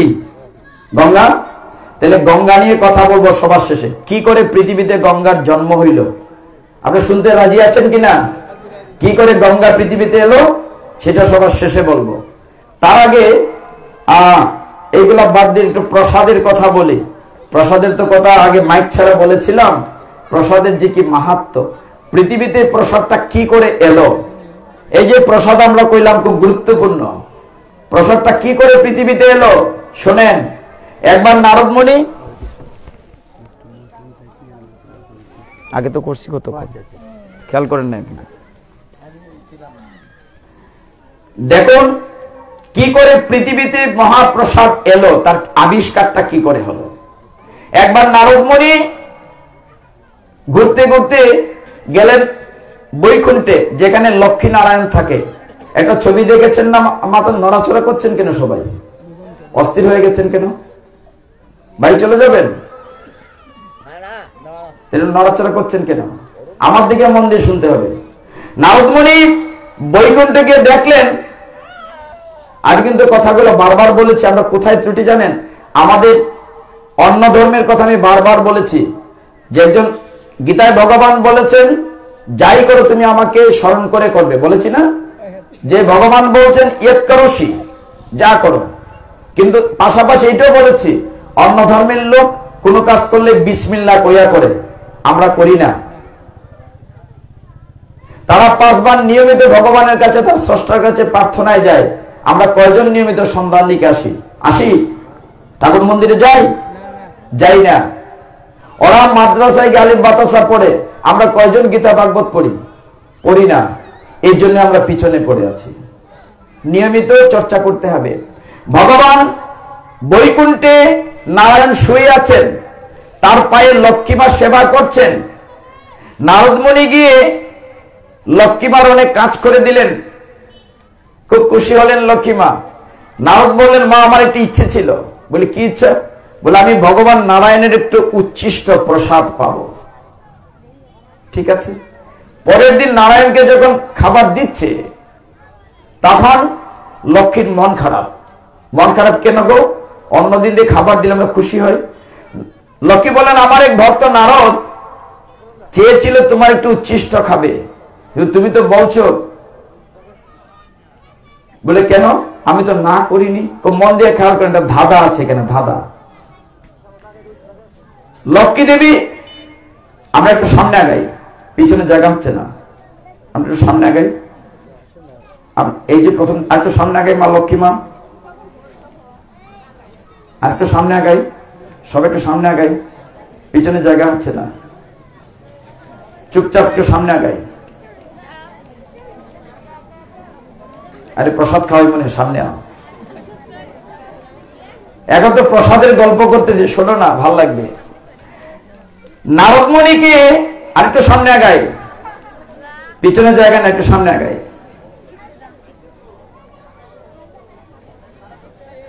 সামনে আসলে তো বেশি দেখা যাবে, শোনা যাবে। নারদ মুনিকে দিতে চাচ্ছিলেন ভগবান নারায়ণের উচ্ছিষ্ট। লক্ষ্মীমার মন খারাপ।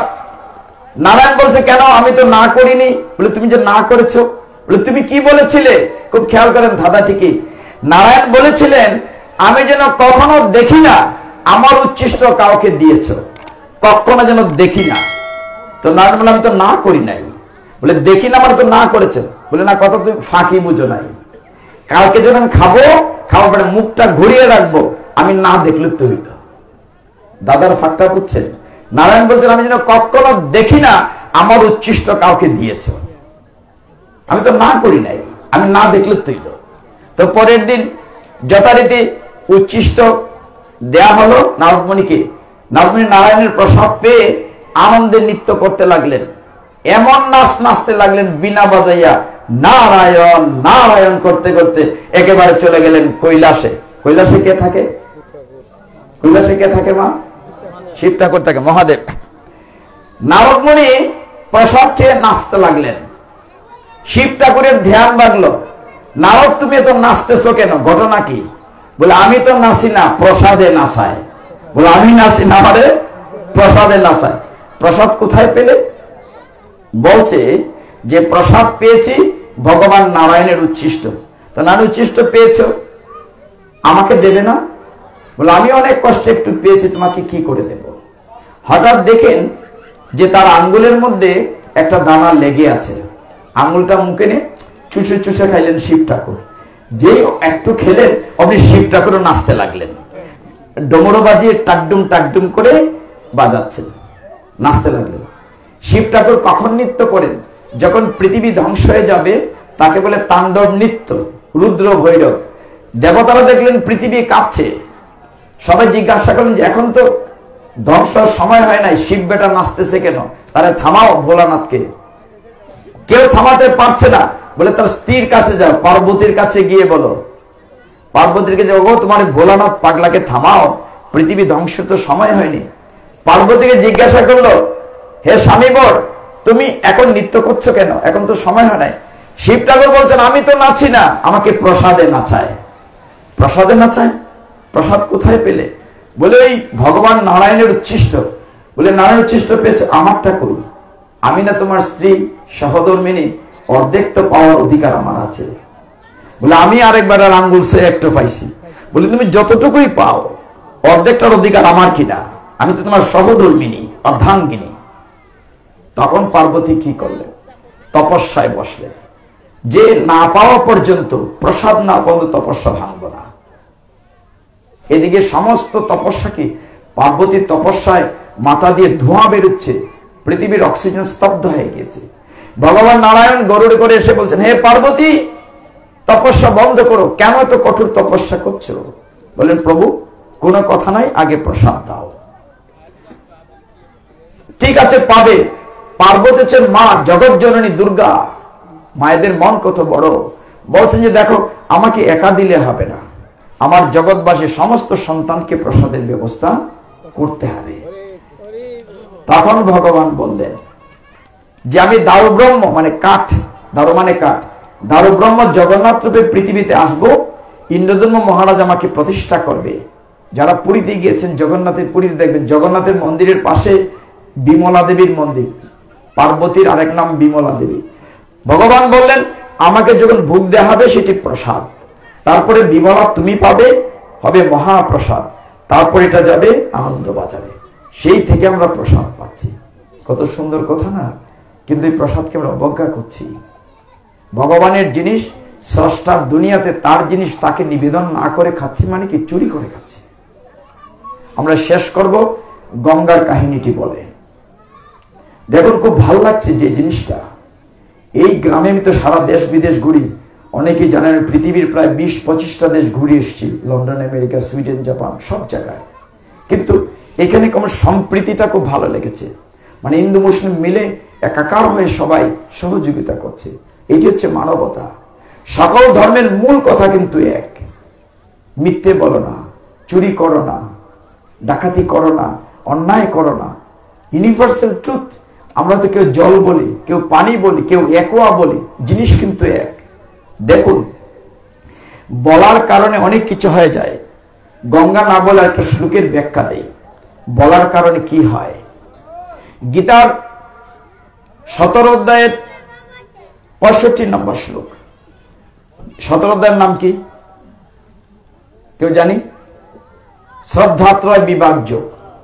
আচ্ছা, আপনার সুখ চান কিনা? এখানে আসলে যারা আছেন আগে এটা জানেন, সুখ চাই কিনা? আমরা সুখ চাই, বাবা সবাই সুখ চাই। তাহলে সুখের আজকে একটা সূত্র শিখাই দিয়ে যায়। গঙ্গা বলি বা না বলি, আমরা 10টায় উঠে যাব। সুখের সূত্র ছোটবেলা আমরা পড়াশোনা করেছি, অঙ্কের সূত্র শিখেছি না, a+b², ঠিক না মা? a² + 2ab + b²। আমি ম্যাথমেটিক্স এর স্টুডেন্ট। তাহলে সুখের একটা সূত্র আছে, টিচার আছেন, আমরা সকলেই সুখ চাই বলেছেন। সুখের সূত্র আমি শিখিয়ে দেব আজকে গীতা থেকে, শাস্ত্র থেকে। কিন্তু একজন লোক সুখ চায় নাই, সেটা জেনে নেন। তিনি হচ্ছেন কুন্তী দেবী, ওই যে পঞ্চপাণ্ডবের মা। তিনি বলেছেন আমি সুখ চাই না। কেন? মন দিয়ে শুনেন, কথাতে অনেক তথ্য আছে। যখন কুরুক্ষেত্রের যুদ্ধ শেষ হয়ে গিয়েছিল, যুধিষ্ঠির মহারাজ হয়েছেন, কৃষ্ণ বলছিলেন, অগত পিসিমা, কৃষ্ণের সম্পর্কে পিসিমা লাগে কুন্তী দেবী, পিসিমা তোমার তো বেটি এখন সুখের সময়, তোমার ছেলে রাজা হয়েছে, আমি বহুত দিন ধরে বাড়ি ছাড়া, দ্বারকা থেকে আসছি, আমার অনেক বড় সংসার, আমাকে যেতে দাও, তোমার সুখের সময়। তবে তুমি যদি কখনো দুঃখে পড়ো, বিপদে পড়ো, আমাকে ডাকবে, আমি আসব। এটা শুনে কুন্তী কান্না করেছিলেন, বাবারে আমার সুখ দিও না, আমার দুঃখ দাও, যাতে করে তোমার ডাকতে পারি আর তুমি আসো। তার মানে কি, আমরা সুখে পড়লে উপরওয়ালাকে ভুলে যাই, সুখে পড়লে ভগবানকে ভুলে যায়, দুঃখে পড়লে ভগবানকে, স্রষ্টাকে, উপরওয়ালাকে মনে রাখি। এই কথাটা কুন্তী বলেছিলেন। এখন দেখুন, আপনি যদি সুখ চেয়েছেন সকলেই, সুখের সূত্র গীতা থেকে বলি, খুব মজার শ্লোকটি, খুব মজার। সেখানে 65 শ্লোকে 15 নম্বর শ্লোকে 17 অধ্যায়ে ভগবান বলছেন অনুদ্বেগ করম বাক্যম। তার মানে কি, এমন কোন কথা বলা যাবে না যাতে অন্যের উদ্বেগ হয়। আপনি কিন্তু সুখের সূত্র শিখতে বসেছেন, খুব মন দিয়ে খেয়াল করতে হবে। সুখ আপনার দেহে এত মাইল জায়গা, টুট মাত্র বড় জোরে 1 ইঞ্চি জায়গা, সমস্ত সুখের সূত্র এইখানে আছে। একটি কথা বলার কাছে 2 রকম অর্থ হয়ে যায়। টুটের দিকে শক্তি, পাওয়ার, স্পিচ। বর্তমান বাংলাদেশ প্রেক্ষাপট যথেষ্ট উদাহরণ। একটি কথার কারণে কি না হয়েছে। আরো সহজ করে বলি, আমি যদি মুরব্বীকে বলি প্লিজ দয়া করে চলে যান, উনি কি রাগ করবে? রাগ করবে? এই কথা বলি জিজ্ঞা, রাগ করবো কিনা? ফালে লাডি লই আইব, কথা তো একটুই, টু গো আউট, একই কথা না? বলার কাছে 2 রকম হয়ে গেল। আর বললাম দয়া করে চলে যান, এই বেটা বাইরে জিজ্ঞা, কথা কিন্তু একটাই। তো বলার কারণে কি হইল? 2 রকম অর্থ হয়ে গেল। গীতা আমাদেরকে কি শিক্ষা দেয়? গীতা আমার জীবন শিক্ষা দিচ্ছে কিনা? 15 নম্বর শ্লোকে বলা হচ্ছে বাংময় তপোচ্যতে, সুন্দর করে কথা বলাটাও একটি তপস্যা। উদাহরণ দিয়ে শুনতে ভালো লাগবে। দ্রৌপদীর কয়জন স্বামী ছিল মা? কয়জন? 5 জন। যুধিষ্ঠির, ভীম, অর্জুন, নকুল, সহদেব। যুদ্ধ শেষ, সকলেই মহানন্দে রাজা হয়েছে, আনন্দের সাথে দিন যাপন করছে। একবার ভীম চিন্তা করেছে, হায়রে দ্রৌপদী হচ্ছে আমাদের সকলের স্ত্রী, আর দ্রৌপদী কিনা অর্জুনকে একটু বেশি ভালোবাসে, ঠিক কিনা? অর্জুনের প্রতি একটু একটু ভ্যালেন্টাইন বেশি। এখন ভীমে চিন্তা করলো, আমি এত বড় যোদ্ধা, আমি দুর্যোধনের উড়াত ভাঙছি, আমি দুঃশাসনের বুক চেরা রক্ত খাইছি, এতগুলোকে মারলাম, আর দ্রৌপদী আমাকে বেশি ভালোবাসে না, অর্জুনকে বেশি। এখন ভীমে চিন্তা করলো যে তার সাথে আমার ডিফারেন্সটা কি, কেন অর্জুনকে বেশি ভালোবাসে? অর্জুন ধনুর্ধর, সে গদাধর, সেও যোদ্ধা। এমন সময় ভীমে তার মুঠা মাথা, মুঠা বুদ্ধি, সে চিন্তা করে দেখলো একটা জায়গায় তফাৎ আছে। অর্জুনে গান বাজনা জানে, ভীমে গান বাজনা জানে না। এখন চিন্তা করলো, আমি যদি গান বাজনাটা শিখে ফেলি তাহলে দ্রৌপদী আমাকে বেশি ভালো, কি কথাটা কি, তাহলে দ্রৌপদী আমাকে বেশি ভালো বাসবে। এটা চিন্তা করে ভীমে বাবা তাহলে গান শিখতে হবে। সে বড় মানুষ না, ভীম তো অনেক বড় একটা হারমোনিয়াম এনে ঘরের মধ্যে রেয়াজ করতে শুরু করলো। সারেগামা রেয়াজ করছে ভীমে, গান শিখবে। উদ্দেশ্যটা কি? দ্রৌপদীর বেশি ভালোবাসা পেতে হবে। এখন যখন গান শিখতে শুরু করেছে মেজ পাণ্ডব ভীম, ঘরের শান্তি সুখ সব চলে গিয়েছে, ঘর কাঁপতে শুরু করেছে। ঘরের ভিতরে ডিজে বাজে, ডিজে তো চিনি ওগুলোই, ওই যে দুম্বুর বাজে। এখন ঘরের শান্তি শেষ, এর বন্ধ করো না, এর চিৎকার তো জান বাজছে না। বললো হ্যাঁ ভাই, নকুল তুমি যাও, সহদেব তুমি যাও। নকুল সহদেব বলছে সর্বনাশ, দাদার হাত যে মোটা, যদি একটা খিল মারে তাহলে আমরা অবস্থা কাহে, আমরা যাব না। এই অর্জুন তুমি যাও না, ওর চিৎকারটা বন্ধ করো। তাহলে অর্জুন বলছে আমার সাথে এমনি তার লাগা লাগে, হ্যাঁ আমি কেমনে যাই? তো বড় ভাই যুধিষ্ঠির আছে, ভাই তুমি এটাকে বন্ধ করো না দাদা। যুধিষ্ঠির তো আবার ধর্মরাজ, তার কাছে সব সমান। তো গিয়ে বলতেছে আমি কি করে বলি, আমার এই বয়সে মেজ ভাইটা গান শিখতে শুরু করেছে, তোমাদের যদি ভালো না লাগে তোমরা অন্য করে চলে যাও। ডিজে তোর বন্ধ হইল না, বন্ধ হইল। ঘরে আর কে থাকলো? দ্রৌপদী। দ্রৌপদীর কাছে গিয়ে, দ্রৌপদীর আসল নাম হচ্ছে কৃষ্ণা। কি বলেছি? যজ্ঞ থেকে উঠেছেন বলে দ্রৌপদীর নাম যজ্ঞসেনী। দ্রুপদ রাজার মেয়ে বলে তার নাম দ্রৌপদী। পাঞ্চাল দেশের রাজকন্যা বলে তার নাম পাঞ্চালী। অনেকগুলো নাম কইলেছি, আর কই না। তো দ্রৌপদীর কাছে গিয়ে বলে, দ্রৌপদী তুমি ফাগলাটা বন্ধ করো না, এই বয়সে গান শিখতেছে, গর্ত কাঁপতেছে। তার মনে হলো গীতার সুখের সূত্র 17 অধ্যায়ে 15 নম্বর শ্লোক, পরে বাসায় গিয়ে মিলাই নিয়েন কি লেখা আছে। সেটা স্মরণ করে দ্রৌপদী কিন্তু কৃষ্ণকে বলতো সখা, আর কৃষ্ণ দ্রৌপদী বলতেন সখী। কৃষ্ণকে স্মরণ করে ওই শ্লোকটার কথা মনে করে খেয়াল করেন ঘটনাটা কি। ভীমে তো রেয়াজ করছে, সারে গামা রেয়াজ করছে। ভীমের সামনে গিয়ে দ্রৌপদী বলছে, হ্যাঁ গো স্বামী বর, কি চমৎকার রেয়াজ করছেন, আহারে আপনার কণ্ঠটি কি সুন্দর।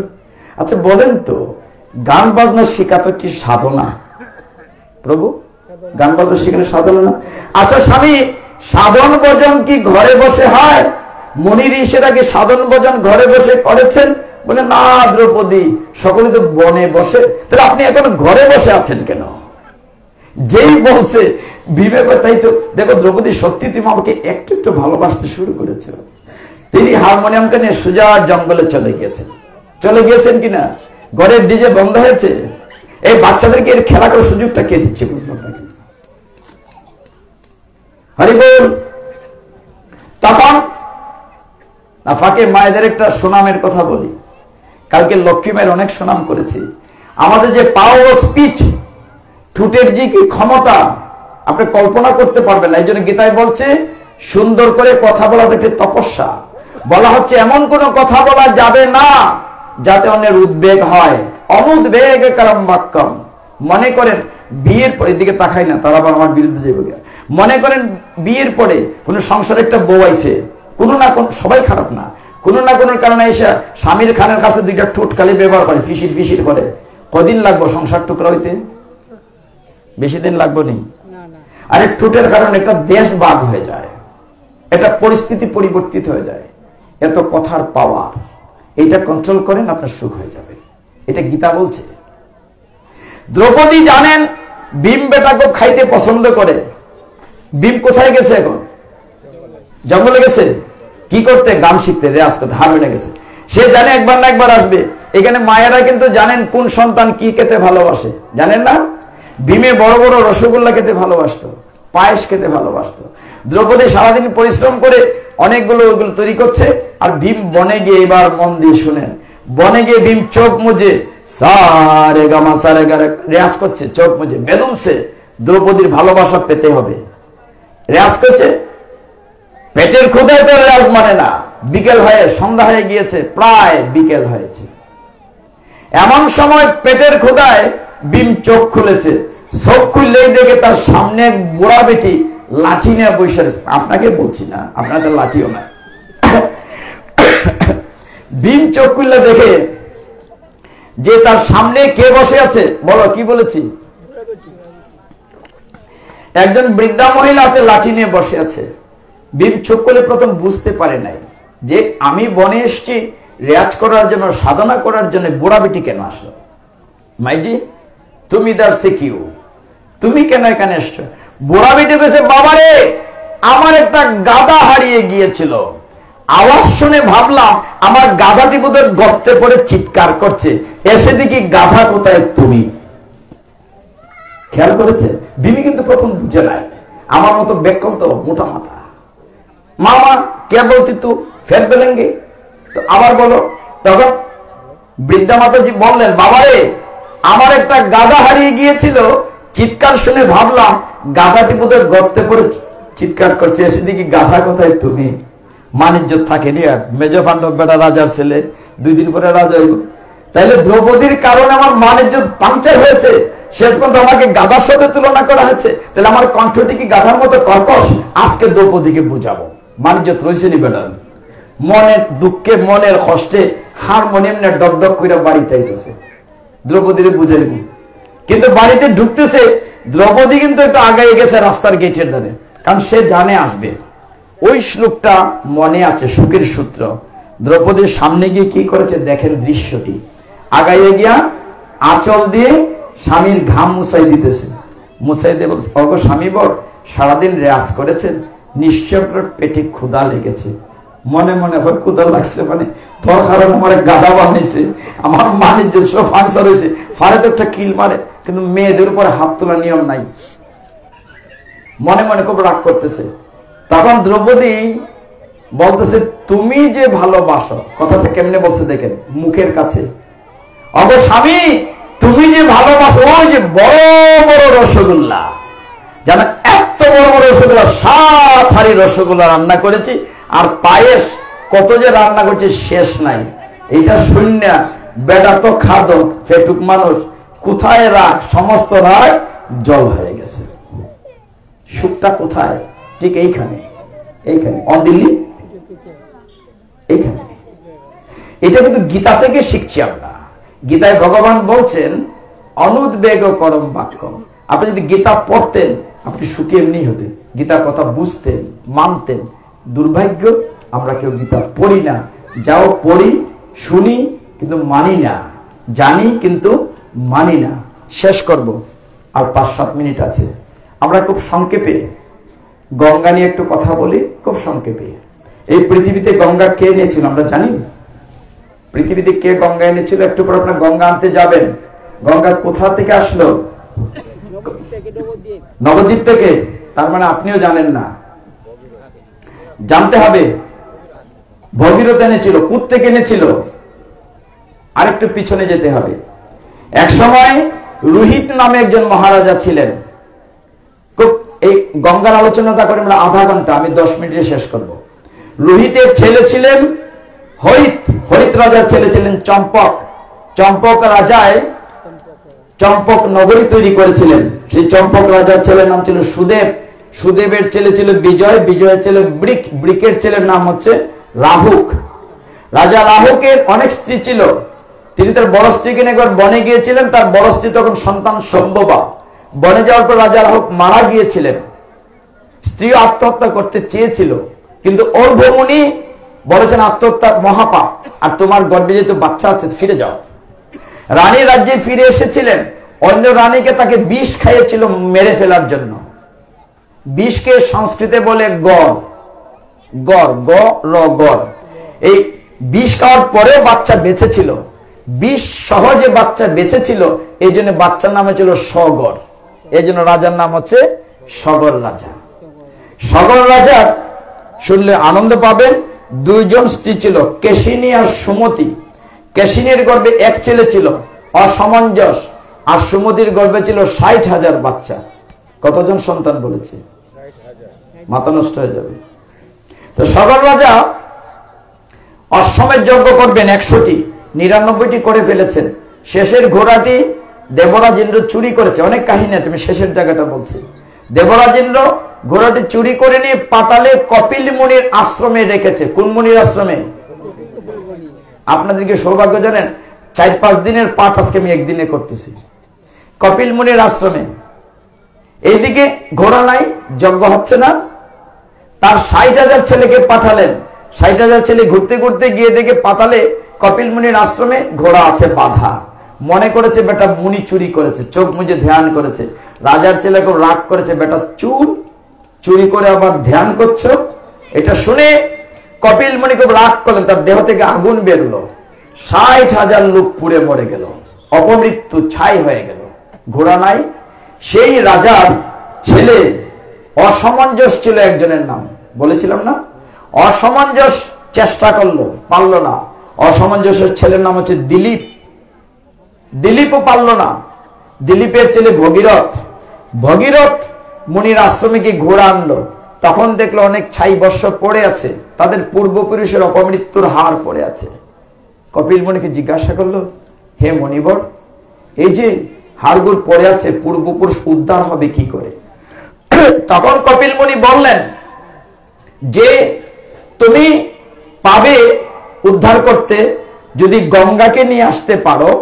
গঙ্গার স্পর্শে পূর্বপুরুষ উদ্ধার পাবে, কিন্তু গঙ্গাটার জন্ম কোথায় হয়েছে এই জায়গাটাকে বলতে হবে। একবার নারদ মুনি বেসুরা গান করছিলেন। অনেকগুলো রাগ রাগিনী আছে, যারা গান করেন তারা জানেন। ভৈরব রাগ, গান্ধার, মালকুচ, বিভিন্ন রাগ আছে। রাগ রাগিনীগুলো অসুস্থ হয়ে গিয়েছিল। তাদেরকে সুস্থ করার জন্য নারায়ণ কাছে নারদ মুনি গিয়েছিলেন যে তুমি গান করো। বলে আমি পারবো না। গিয়েছেন শিবের কাছে, তুমি গান করো। শিব বলেন আমি গান গাইতে পারি, আমার সামনে যদি ভালো শ্রোতা থাকে, যেমন আজকে ভালো শ্রোতা আছে, তুমি অন্তত ব্রহ্মা আবার বিষ্ণুকে নিয়ে আসো, তাহলে আমি আজকে গঙ্গার কথাটা বলতাম না। বলছি শুধু এইটার কারণে। এটার নাম কি? কমণ্ডলটা দেখে মনে হয়েছে, তাই গঙ্গার কথাটা বলছি। ব্রহ্মা এবং বিষ্ণু শ্রোতা গান করছেন শিব ঠাকুর, সমস্ত রাগিনীকে শুদ্ধ করতে হবে। শিব ঠাকুর এত চমৎকার গান করেছেন, পঞ্চমুখে গান ত্রিপুরারি, ভগবানের তপস্যা করছেন 5 মুখে। গানে ভগবান গলে গিয়েছেন নারায়ণ, তার দক্ষিণ চরণ থেকে গঙ্গার জন্ম হয়েছে। ভগবানের কোন চরণ থেকে বলেছে? জন্ম হয়েছে দেখি ব্রহ্মা ছিলেন পাশে, তিনি সমস্ত গঙ্গাকে কমণ্ডলে ধারণ করেছেন। গঙ্গা এখন কোথায় আছে? আমার হাতে কমণ্ডলে আছে গঙ্গা। এখন ভরত, ভগীরথ, এত 7, 8, 9, 10 জেনারেশনে সেই ভগীরথ কি করেছে? দিলীপের ছেলে ভগীরথ যখন জানলো, কপিলমুনি বললেন, কি বললেন? যদি তুমি গঙ্গা আনতে পারো তাহলে তোমার পূর্বপুরুষ উদ্ধার পাবে। গঙ্গা কোথায় আছেন এখন? ব্রহ্মার কমণ্ডলে। নারায়ণের দক্ষিণ চরিত্রে জন্ম হয়েছে, কিন্তু ব্রহ্মার ব্রহ্মার তপস্যায় বসলেন। ওম নমঃ ব্রহ্মায় নমঃ। ব্রহ্মা খুশি হলেন, গঙ্গাকে ছেড়ে দেবেন। গঙ্গা বললেন, আমি তো মহাকাশে আছি, আকাশ গঙ্গা, পৃথিবীতে পড়লে পৃথিবী ডেবে যাবে, কেউ রক্ষা করতে হবে। আবার ভোলানাথের কাছে যাও, হে দেবাদিদেব তুমি রক্ষা করো। গতকালকে ভোলানাথের অনেক নাম বলেছিলাম কিনা মনে নাই আমার। ওনার মাথায় জটা আছে বলে তার নাম ধৈর্যটি। শিব ঠাকুরের 1000 নাম। তার গায়ে সাপের মতো অলঙ্কার আছে বলে তার নাম ফণিভূষণ। তিনি বাঘের ছাল পরেন বলে তার নাম কৃত্তিবাস। হাতে শুল আছে বলে তার নাম শূলপাণি। তিনি পিনাক পানি, তিনি ভূতেশ্বর, অনেক অনেক নাম। তো শিব ঠাকুরের কাছে যাও, শিব ঠাকুর বলেন, হ্যাঁ আমি গঙ্গাকে ধারণ করব জটায়, গঙ্গাকে নামতে বলো। গঙ্গা পৃথিবীতে নামলেন ভগীরথের প্রার্থনায়, শিব ঠাকুর জটার মধ্যে আটকালেন। এই জন্য শিবের নাম হলো গঙ্গাধর শিব। কি নাম বলেছি? গঙ্গাকে ধারণ করেছে। শিব ঠাকুরের গঙ্গাকে দেখে একটু পছন্দ হলো, তিনি জটা বন্ধ করে দিলেন। এইবার গঙ্গা কোথায় আটকা পড়লেন? শিব ঠাকুরের জটার ভিতরে। লুকিয়ে রাখলেন কেন? ঘরে আরেক বউ আছে না, পার্বতী। এই জন্য এখন পার্বতীর তপস্যায় বসলেন ভগীরথ। পার্বতী খুশি হয়ে গঙ্গাকে ছেড়ে দিলেন জটা থেকে। গঙ্গা বেরিয়ে আসলেন, এসে ভগীরথকে বললেন, কোথায় যাব? বলে যাবে কপিল মুনির আশ্রমে, যেখানে আমার পূর্বপুরুষের ছাই পড়ে আছে, ভস্ম পড়ে আছে। ভগীরথ বললেন, তুমি আমার পেছন পিছন আসো। বায়ু বেগে রথ নিয়ে ভগীরথ যাচ্ছেন, আর পিছন পিছন গঙ্গা আসতেছেন। কিছু দূর যাওয়ার পরে একটি মুনির আশ্রম পড়েছে, সেই মুনির নাম জন্মমণি। কি বলেছি? জন্মমণির একটা আশ্রম, কুটির, ভাঙ্গা ঘর। সেই ঘরটা ঘুরে গিয়েছে ভগীরথ। গঙ্গার একটু অহংকার হলো, তিনি কি করলেন? মুনির আশ্রমের উপর দিয়ে গেলেন। খুব স্রোতস্বিনী নদী, ঘর কি থাকবে? ভেঙে গেল। এটা থেকে জন্মমণি খুব রাগ করলেন। তিনি কি করলেন? এরকম টান দিয়ে করে সমস্ত গঙ্গাকে গিলে ফেললেন। কে গিলে ফেললেন? গঙ্গাকে। এবার গঙ্গা কোথায় আছে? জন্মমণির পেটে। হঠাৎ পিছন পেরে ভগীরথ দেখে গঙ্গা নাই। এত কষ্ট করে গঙ্গাকে আনলাম, গঙ্গা নাই। ঘুরে গিয়ে দেখে জন্মমণির পেট ফুলে বসে আছেন। হে মণিবর, আমার গঙ্গাকে ছাড়ো, আমি পূর্বপুরুষ উদ্ধার করবো।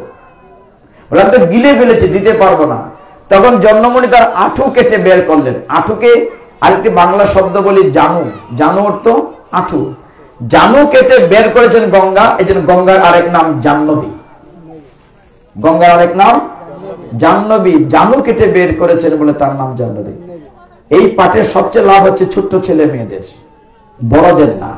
আপনারা তো সেটিং চান, আজকে আছেন কালকে নাই। ওরা অনেক তথ্য জানতেছে যেটা কোনোদিন কেউ বলে না। গঙ্গার আরেক নাম হচ্ছে জাহ্নবী। কেন? জানু কেটে বের করে দিয়েছেন জন্মমণি। পেছন পেছন নিয়ে গেলেন সেই কপিল মুনির আশ্রমে। গঙ্গার পরশে 60,000 মুক্ত হয়ে গেল, উদ্ধার পেয়ে গেল। আরো জায়গা আছে। সেই গঙ্গা সাগরে আসলো, 4টা ভাগ হলো। আমরা ভারতে যেখানে যাই গঙ্গা সাগর তীর্থস্থানে যাই। আর ভগীরথ গঙ্গাকে এনেছিল বলে গঙ্গার আরেক নাম ভাগীরথী। গঙ্গার আরেক নাম হচ্ছে ভাগীরথী। কেন? ভগীরথ এনেছিল বলে তার নাম ভাগীরথী। আমরা এখানে শেষ করবো, 10টা বাজে। আজকের কোনো দুঃখের কান্নার কথা বললাম না, এইবার আনন্দ দিয়ে থাকলাম। আগামী বছর যদি বেঁচে থাকি আর আমার মতো কুলাঙ্গার, আমার মতো জ্ঞানহীন বিদ্যাহীনকে ডাকেন, আর যদি আসি আপনাদের চরণ ধুলি নিতে, তখন কথা বলবো। আমরা 10টার শেষ করো, 10টা বেজে গেছে।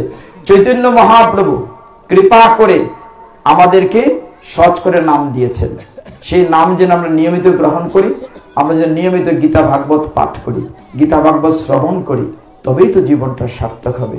ভগবানের জিনিসটা ভগবানকে দিয়ে যেন খাই, না হলে নামের শেষে লেখা থাকবে চুর নইলে চুন্নি। এটা মাথায় রাখতে হবে। একটু ভগবানকে ভালোবাসি, একটু গীতা ভাগবত ভালোবাসি, একটু ভগবানকে সময় দেই। আজকে ভালো লাগছে, আপনি টাইমলি এসেছেন, এই জন্য সকলকে আবার প্রণতি নিবেদন করছি। আপনার সত্যি খুব লক্ষ্মী, সত্যি খুব নারায়ণ। এখানে নারায়ণ আছে, লক্ষ্মী আছে, উভয়কে তো বলতে হচ্ছে।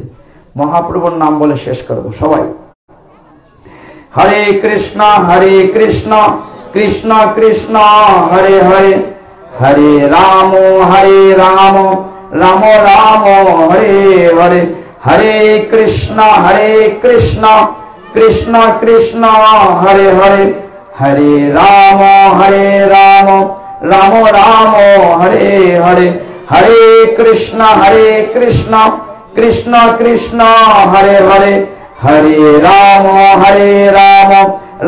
রাম হরে হরে, হরে কৃষ্ণ কৃষ্ণ হরে হরে, হরে রাম রাম হরে হরে, হরে কৃষ্ণ কৃষ্ণ হরে হরে, হরে রাম রাম হরে হরে। হরে তৎসৎ। আমার ভুল ত্রুটি ক্ষমা করবেন। ওম যদস্কর প্রবিষ্ট মাত্রহীনং চেদ পূর্ণং ভবতু তৎসর্বং তৎপ্রসাদাৎ জনার্দন। এইবার মাতাজিরা একটু উলুধ্বনি করুন, তারপর কীর্তন করে প্রসাদ নিয়ে যাবে। Subscribe to our YouTube channel.